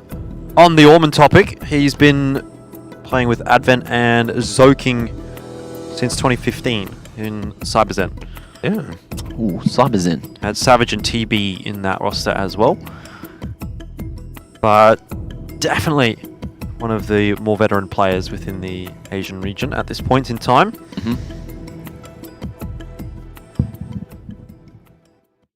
It's always interesting to look back at some of the old teams that used to go round and some of the players, you know, where they've come from and what teams they were on. When Kaze was on JYP Gaming. Oh, jeez. That's a throwback. That was a Malaysian squad. I think it had Zeva, PZ Kid, Kaze, Eamon and Archap, might have been. Yeah. They call that the Cotton Eye Joe test, by the way. What's that? Where did you come from? Where did you go? Oh. Yeah. Well, Kaze certainly went somewhere. The rest of them, not so much. I'll tell you where this Jam Young kid's been. It's been a one team before that. And he's just joined Vici Gaming on trial. They just picked up this kid, and all of a sudden, 19 years old. So they played this game professionally since 2019, and he's just doming veterans. Well, that's the kind of thing that you really love to see coming through. It just goes to show that there is still talent developing within Counter-Strike, even in Asia. Everyone keeps saying CS is dying, but I don't necessarily get that same sense. A lot of good players coming through the ranks. Coolest here as well. Haven't seen much from him until now. And the Mongolian region, after I sort of spoke with Urcast in one of my interviews, I kind of get the feeling that it's really booming in Mongolia. I asked him, you know, how's Valorant going? And he said, no one really plays Valorant there. Everyone's playing CS. I wonder if that's because of the success of a team like Tiger. And they're having some success now against Vici. Got it back to 5-4. Zoking playing anti-flash. There is a couple of players in the smoke. Oh, that's disgusting! Zoking a three-man spray down and a perfect flash from Advent. That's Vici in a nutshell. And Zoking has 4. Huge. Yeah, Zoking realised what was going on, having a bit of a kiss with one of the Tiger players, and then going, that's not Advent over there. I'll have to give Advent a kiss for that flashbang. So he decides to slay all the players at Tiger. Perfect flashbang, and that's just understanding the smoke timing as well. Not much you can really do. Well, that certainly shuts down a bit of the momentum that Tiger might have had. Yeah. Breaks their money as well. That's also a clean spray transfer as well. You look at that. Not barely any wasted bullets. Spots out the head of Cool Ass as well. Couldn't have asked for too much more. Maybe the ace, but Cabal wasn't going to give him that. What's going on in this round? Cabal's fully invested. No. He saved. Saved? No. Yep. See, call me a goldfish. We're Yeah. both goldfish. Both made that I same think mistake. You did it twice this I know. night, but I didn't call you out for it before. It's okay. Oh, did Rate save the Galil from the... Yeah. Okay, there you go. Oh, you knew the round. There you go. Well, it's the only round that kind of makes sense. It's like he had nothing in the pocket. It's like it's a Sunday night or a Sunday morning. It's not a Sunday it's a morning, Thursday. but it does feel like No, Sunday. it's like a Sunday morning after you had the Saturday night out. It's like you've Oh, got right. you've got something, but you got nothing in your pocket, and it's just like, oh, I thought you were just where half a the week hell did I off. buy this lobster from? For example, it's like those are the decisions you make on Saturday night for no steal particular it? reason. No, a lobster. Tea for purchase? Yeah, pretty good purchase if you ask me. Lots of experience, right? He's just walked out. Yep. Couldn't find the ladder.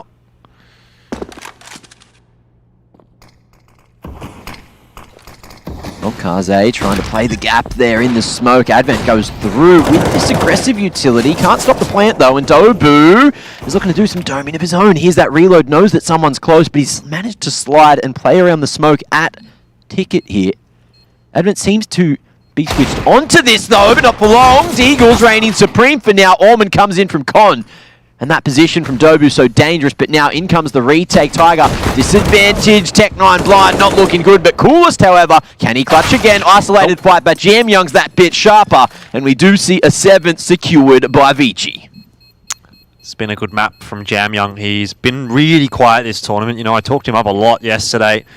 He really got pulled along on the coattails of Zoking, even in the first couple of maps of today as well, but now he's 13 and 4. A couple of really impactful rounds from him here on Mirage, and Vici Gaming reaping the benefits of that. So while Zoking continues his very solid form, Jam Young is now the one helping him out, and Tiger kind of need that second man to step up. They've got Coolest putting in some good work, but who's the Jam Young to Coolest's Zoking in this analogy?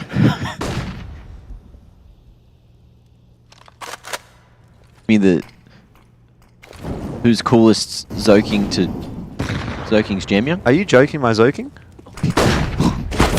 Flashbang in, short, good trade so far. Dobu! Nice little double entry on the same angle. Advent won't be able to go through that. I don't think it was fully extinguished. Touched the edge of the Molotov that was thrown towards door. Flashbangs gives Zoking a brief opportunity, but they are going to be sliding out of this market position right now. Advent's going to catch Rate on transition. Cabal trying to wait through the smoke. Who's it going to fade for? For whom the bell tolls? It's going to be Advent. And the wraparound coming in from Rate as well. I mean, not from Rate. It's all down to 9 on this wraparound with the Galil. But he fires and he misses. Now his position's been compromised. And of course, Zoking's not going to miss that. I was going to say, Kev, Zoking's still alive. The round's still possible. How's he gotten a 3K walking out from market like that? It was a 4-on-3. Tiger should hold the B-bomb site every day of the week. Don't dispute against the king. Oh, there it is. Two fasties. Wraps back, looks at market, and tappity taps straight on Nine's noggin. But again, that should have been a Tiger round. Smokes going left, right, and center. Little gaps, little holes in the defense, and Tiger, unfortunately, allowing Vici to stack on yet another here on their CT side in map 3 of the series. And if you let them get too far ahead in this first half, then Tiger might just make that second half very difficult for themselves to make that upset happen, which we tried to sell after the train victory earlier. Oh, I'd love to see it, but Vici's a difficult prospect to get past at the best of times. And this may not be the best of times, really, because you've got Zoking and Jam Young just deleting everyone that they see on their screen. So when those two are popping off, makes life incredibly difficult, as can be seen from the previous round. Deagles come out for Tiger. Backstar up against the wall now, because Vici are in with a sniff of getting double digits in the half. That's right. You know what I want to have a sniff of? Zoking. Not too difficult. Oh! I don't know if you've seen Zoking holding his mouth before. I've seen it before, right? Let's just say he's got a really, really strong forearm. Well, let's see if 9 has a strong hold on Sniper's Nest. No, he's looking the wrong direction. What's Orman see? Not his head, maybe a little bit late. It comes through Kaze, misses that flick, and it's a 2-for-2 trade. Okay, Smoke and Flash going to be thrown as Tiger should be able to get this bomb planted. Kaze actually opts for the M4 instead as Orman falls, but so does Dobu. That's the bomb on the ground, but still some time on Tiger's side. Yeah, I think that's a good swap from Kaze. Up there, miss a shot, could be punished. M4 gives you a bit more of a leeway, and Kaze and Jamyoung finish it off pretty easily. Now, that tactical pause we had just before that round was actually Tiger's final pause for the map. Ooh. So they've used all of them in this first half. Very early for that to be happening. Doesn't leave them a whole lot of thinking room. And it really hasn't resulted in a whole lot either. Vici is looking for the double digits, 1 round away from doing so. Strala Smoke coming out, looking to apply a bit of pressure. We haven't seen that in a while now from the CTs. Yeah, solid mid-take coming out from Vici, but off the back of that, the reaction from Tiger is send it out towards A, and that is going to be the perfect decision because they'll net themselves a free plant. Vici now have the structure for the retake. Not a free plant just yet. There's going to be time bought. Obviously, on the back of that, incendiary grenades are going to be thrown. Flashbang through from Rate means that Cool Last is going to be entering into CT, though. Jamyoung, of course, as the young talents kind of facing off against each other at 9, waiting for the smoke to fade. It's going to go down just as... Jamyoung's got a nade. Yep. Oh! Nade is pretty good. Perfect comms. Zoking spotted Dobu out, did a bit of damage, and knew that he could com that over to Jamyoung, and now we're back to the 3-on-3. Jamyoung won't win the duel. Zoking also loses his head, and so Orman will just decide he'll back away for the moment, let the opponents come to him. Time's run away as well, so Orman is donezo, and Tiger will get their 5th. It was good to see as well. They used, Tiger rather, used that halfway up the stairs smoke, which is a very... You don't see a lot of teams using too often, but it does allow you to go and play that vantage point from the top of the stairs and, you know, try and control jungle for that little bit longer, isolating and allowing you to play an offline from that top of stairs, which obviously, if you throw a normal stairs smoke, you usually can't do. The other thing it does as well is it denies any vision. You know how there's usually a tiny little gap between jungle and the stairs smoke that you can play by halfway up the stairs, you can deny the plant. That doesn't exist when you throw that stairs smoke. So, Nice. Great use of util from Tiger to send us into the final round of the half. Yeah, and they've actually put Vici back onto a pretty awkward buy, so they could get 6 on the T side, which I don't think would actually be too bad, considering it has felt pretty dominant from Vici, but you kind of have to look at it in terms of the points that are on the board, and I don't think 6 is so bad, but doesn't necessarily mean that they're going to get 6. Jamyoung's got himself an M4, Advent the FAMAS. Oh, I'm getting all kinds of feelings. I've just seen Zoking's got a 5-7. Getting vibes. I'm getting some Zoking vibes, fellas. Ooh. Not at this range, but if he goes over to the A-bomb site, hold on to your pants. Holding. Let's go. Standing up 2. Look at all this util being thrown in. Tiger is not leaving anything to chance here. Have to be a retake play from Vici. Oh. That's the angle I was talking about before. This time, stairs smoke going to be on top, but bomb goes down at the front of default. Zoking wants to bust through, but he's just going to... I told you! Man's on. Jordan knows that this 5-7 could be the difference maker. It always is, and the form that Zoking's in at the moment, you just see him get that gun, it's like, oh, it might be worth $1 million in his hands. Orman's got the deagle as well, and he's going to be looking for the retake. 9 and Kamal! Well, they'll go down. And that's Vici Gaming that'll secure double digits for the half off the back of a 5-7 again. Zoking continues to impress.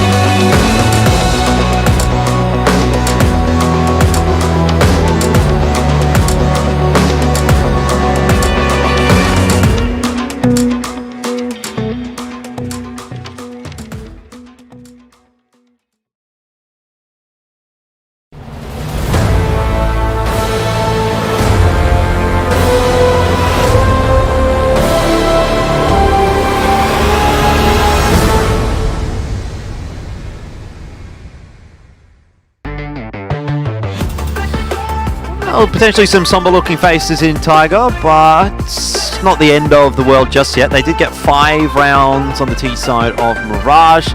Could have been 6, maybe should have been 6. Some heroics at the end of the half from Zoking and Orman. 5-7 and a Deagle apparently is enough. But is 5 rounds enough, Kev? That's the real question here, because Tiger are looking for their second upset against the Chinese team in as many days. This is day 3 of DreamHack Masters Winter, and it's the upper bracket final of Asia. Tiger will be very pleased to get into that grand final if they can today, but Vici is the favourite in this matchup, and for good reason. Yeah, it started to look the goods pretty much. Train just looking a little bit shaky, so it's probably back to the drawing board a little bit to figure out what they want to be doing for Train in the near future. Always comes to the time where if you're not playing the map enough and you kind of verse these underdog teams where they come in completely prepared with the right strat, you can get a bit blown out of the water. So Vici just going to be smoking off window and top connector, sending a couple of forces up catwalk, but in reality it's actually going to be this A site push. A few flashbangs to allow jungle control. They're flooding in.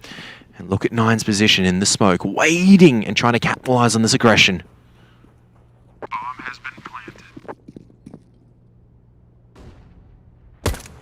It's a nice start for Vici. Bomb plant down. Orman's in a great spot to cause problems later on in a round, if needed.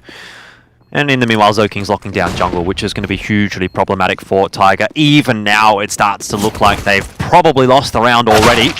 That said, Cabal and Kurst hit a couple of nice cheeky shots, and maybe they're back in with a chance. Here's the taps coming through. There's actually a smoke down. Orman can't get anything done. I spoke too soon. Tiger, oh, they make it look easy. 4 guns alive. That was the perfect setup for Vici, but Tiger puts them to bed. That's an important pistol round for them to win as well. Another big round coming out from Corlas, in all honesty. He's making this look too easy at this stage. 19 kills. He's really the only one from Tiger that's keeping it close right now. And another tactical timeout being used very early on by Vici. Both of these sides depleting their timeouts very quickly. What was that noise? Did anyone hear that? Mate, we're in for the long run. I'm going for another bag of popcorn. Beautiful. Honestly, this matchup, might as well crack open a bag of popcorn. Entertainment to be still had.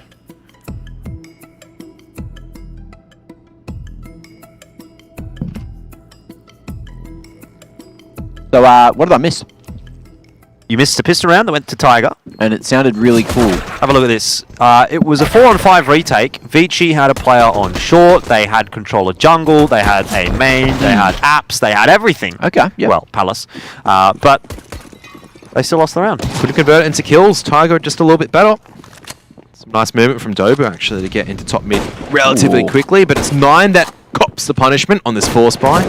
And now Dobu actually losing that aim deal against Zoking, who's once again been on a phenomenal form this series.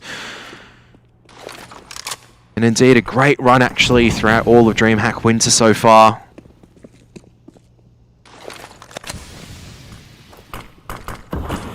It's really not how you want it to go, is it?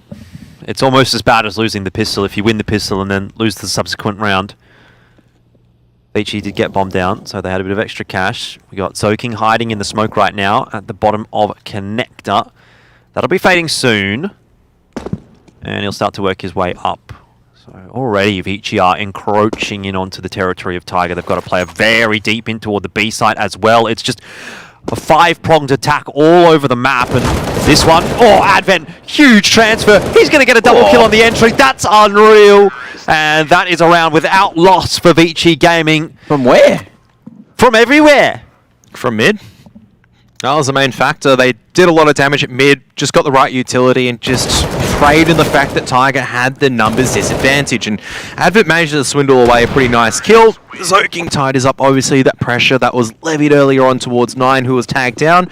And Jam Young, all he needs to really do is just walk out, and found Coolance just in a world of hurt.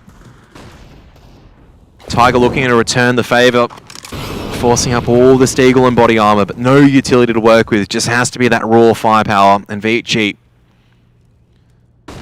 straight out onto the A site.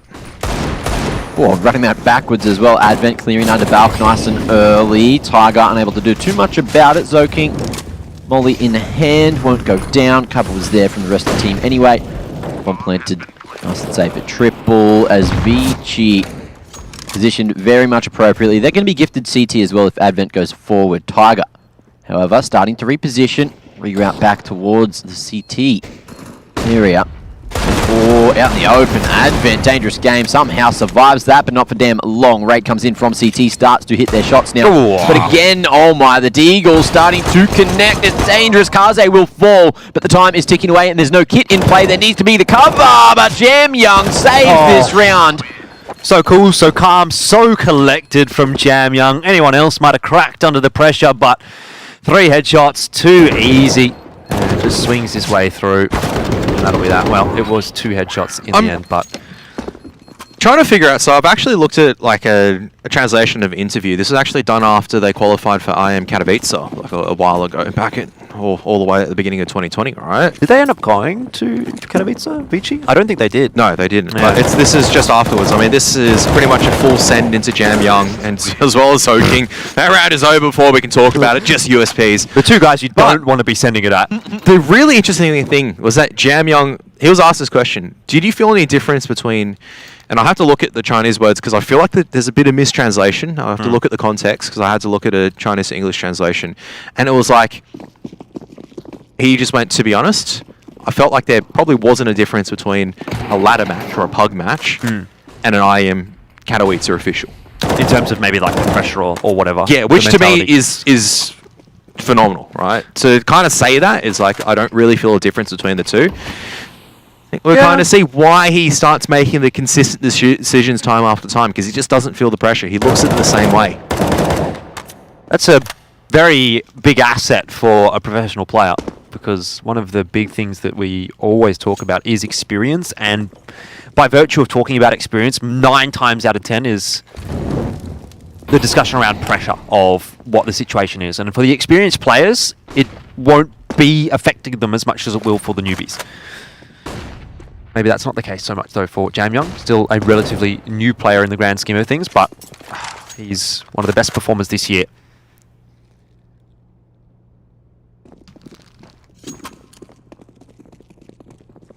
So Vici just showing a bit of presence early on over at B apps, and now going to be just dragging their way back over to A main.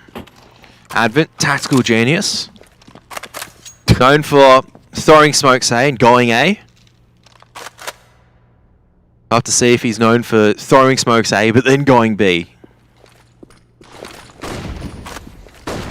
Out comes the bust. Well, that's not a bad shot from Zoking, but he might meet his maker. 9 hiding in between the smokes gets the better of him. It's a 4-on-4 right now, and Vici only just planting the bomb when 14 seconds ticks by. Another 1-for-1. This time it's Dobu and Jam Young that'll exit the round. So you do look to Vici here and say who's going to step up, because these 3 players are the ones that have been, well, not getting carried so much by Zoking and Jam Young, but between them, Zoking and Jam Young have 49 of the frags for this map. And Rate is doing a good job. 2-on-1 now for Kaze, and he's in main, spotted out. Rate gets a triple.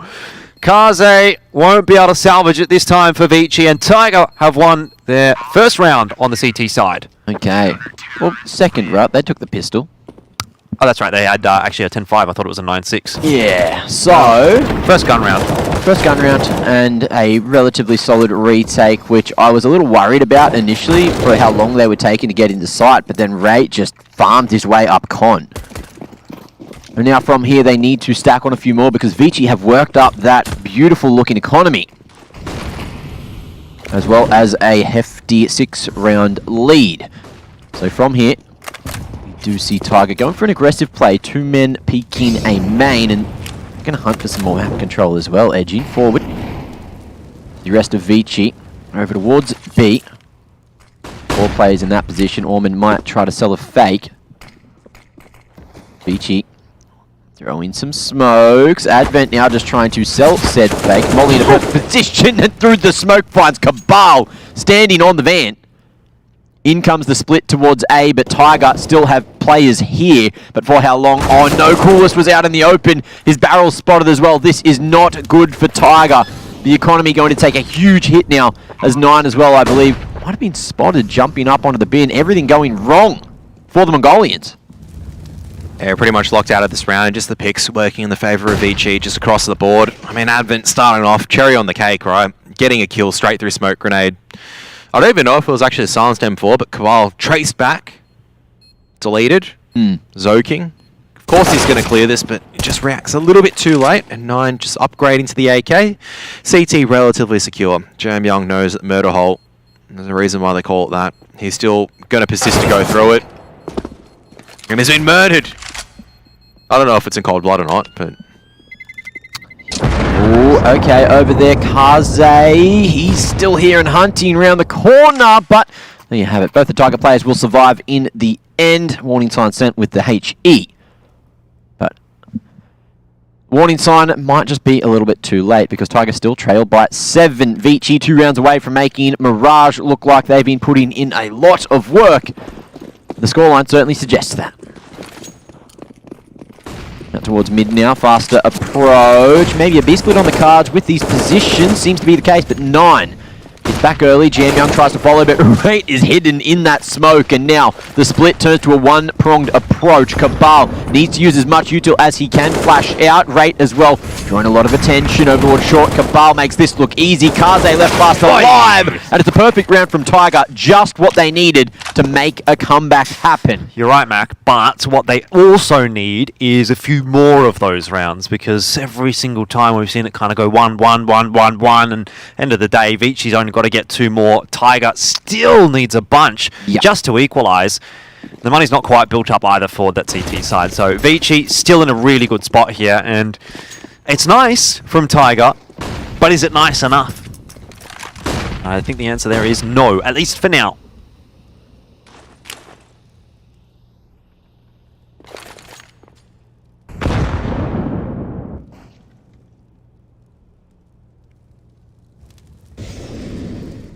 So Vici just throwing a bit of early mid-utility.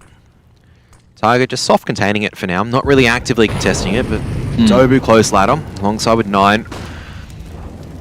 Just staying around, having a bit of a listen before deciding to fall back. Dobu not going to fall any lower down. This does allow Orman to creep into connector. Few players actually here in Palace at the moment. Vici all separated across. Zoking on the ladder down, but he can't get rid of cool ass Jam Young though. On the trade. Trading Molotovs and Incendiary Grenades. But now the difference is starting to be felt as the rest of Vici are able to get in positions and punish Tiger for some of these rotations. Right, playing a dangerous game, but he's going to be spotted by Orman. Head taken off, and Cabal, alright, through the smoke finds 2, just like that. Everything changes. Both players on A ramp for Vici is not an ideal situation, especially when there's 2 smokes available. You can put one onto ramp, one onto the bomb. Tiger gets on the defuse. That's going to be quite tough to deal with, even though Vici have a few smokes and, or rather I should say flashes to play with.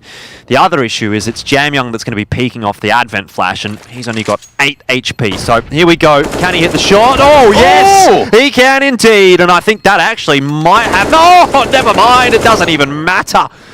Hello, Vici Gaming. That was just 2 sharp shots straight through the smoke. And never mind. Never mind at all. Nice little nade lineup as well, which gets that free damage to Kaze. Unfortunately, Tiger didn't manage to win the round. No matter how well they played that retake, it was the post plants that were played just that little bit better.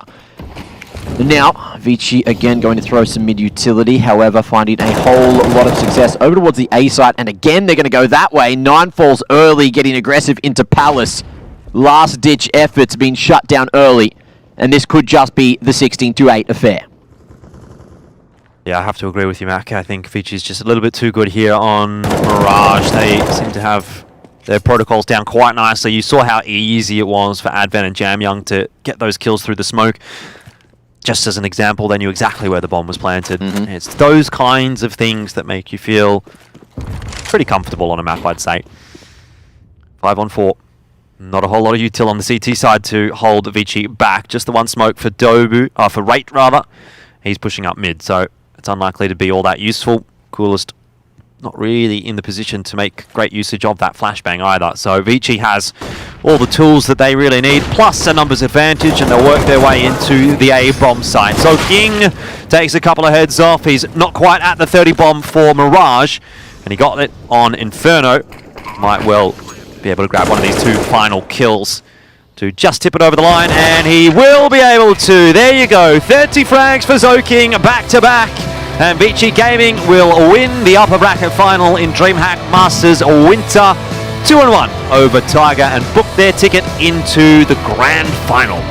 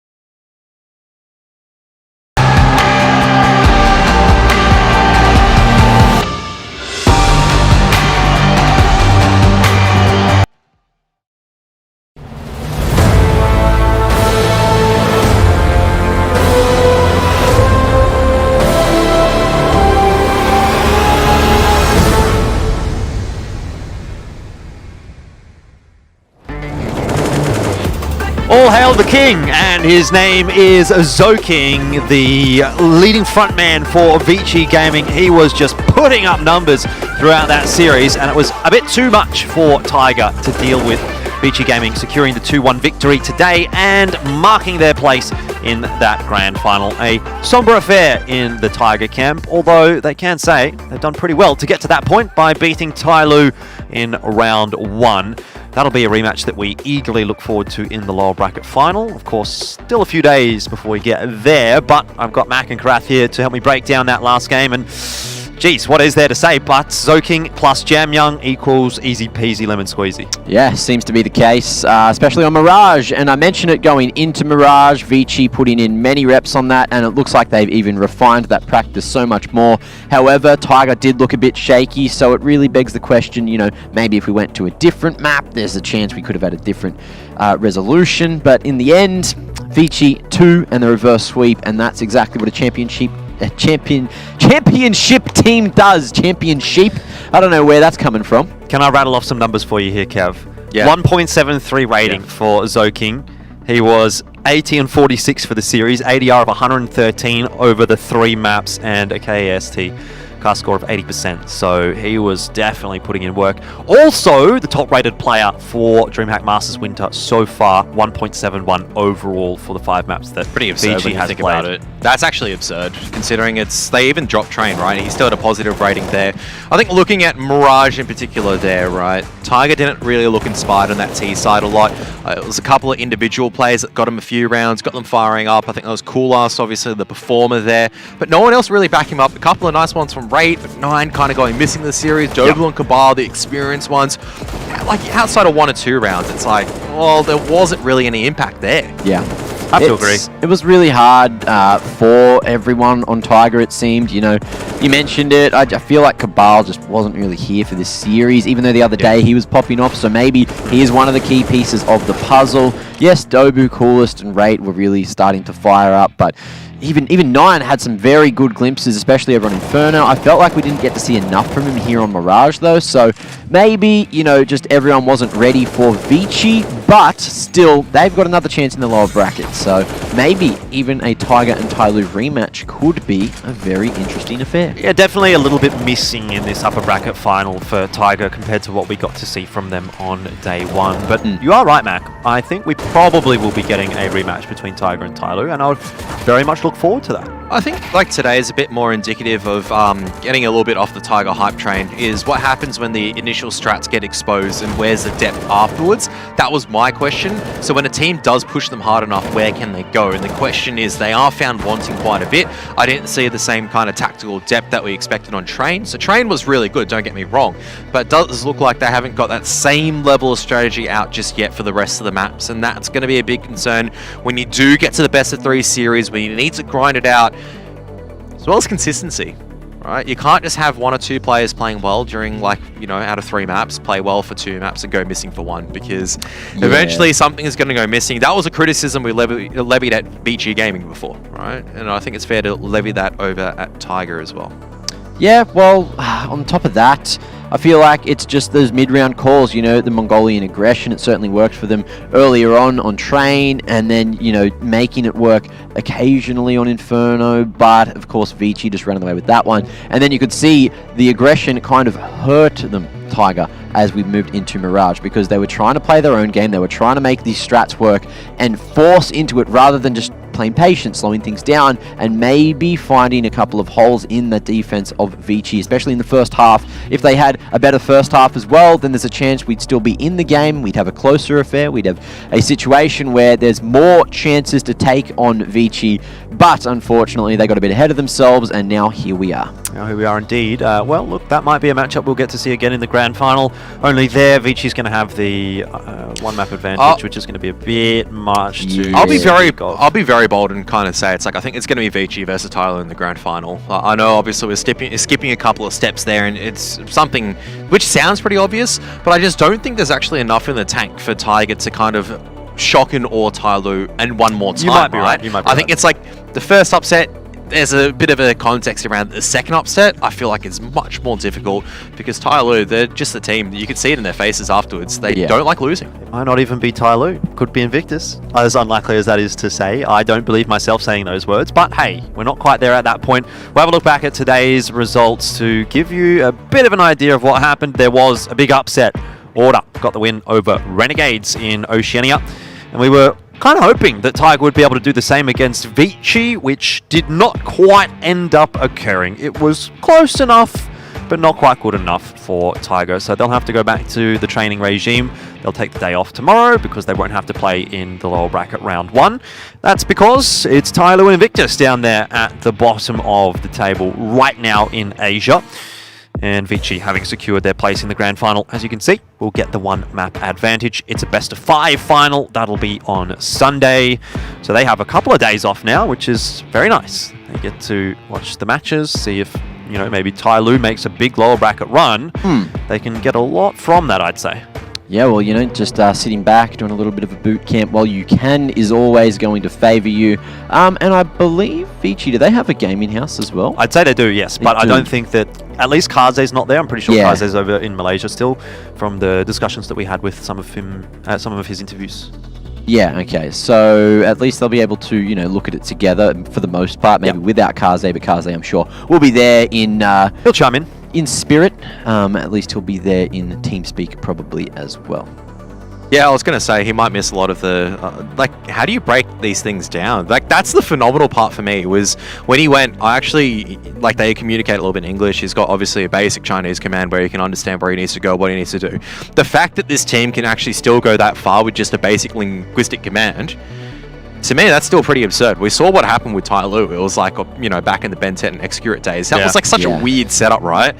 And it's like, even now, it's like, I still can't believe that Vici is actually finding all the success back on Kaze just struggling, I guess, in terms of, like, not him personally, but like just the communication circumstances around that. I guess they're just that good, Kev.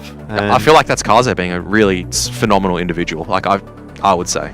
Maybe they're good enough to win DreamHack Masters Winter. We're going to have to wait a little while before we get to answer that question, because tomorrow we'll be diving back down into lower bracket round 1. For today, that's the end of the show, though. We do thank you very much for joining us. It's been great to have you here. And we'll see you once again for Oceania to kick off the day on day 4 of DreamHack Masters Winter.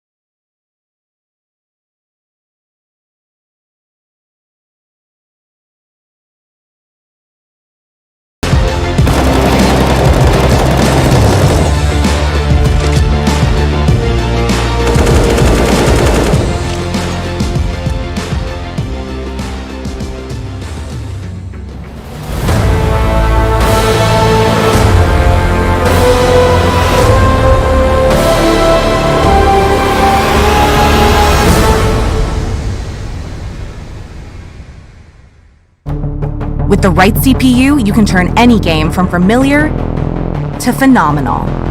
Unleash the potential in all your gaming with Intel 10th Gen processors. With its optimal balance of threads, cores, and frequency to deliver elite real-world performance, only Intel can bring Marvel's Avengers to life with in-game PC optimizations. Supercharge your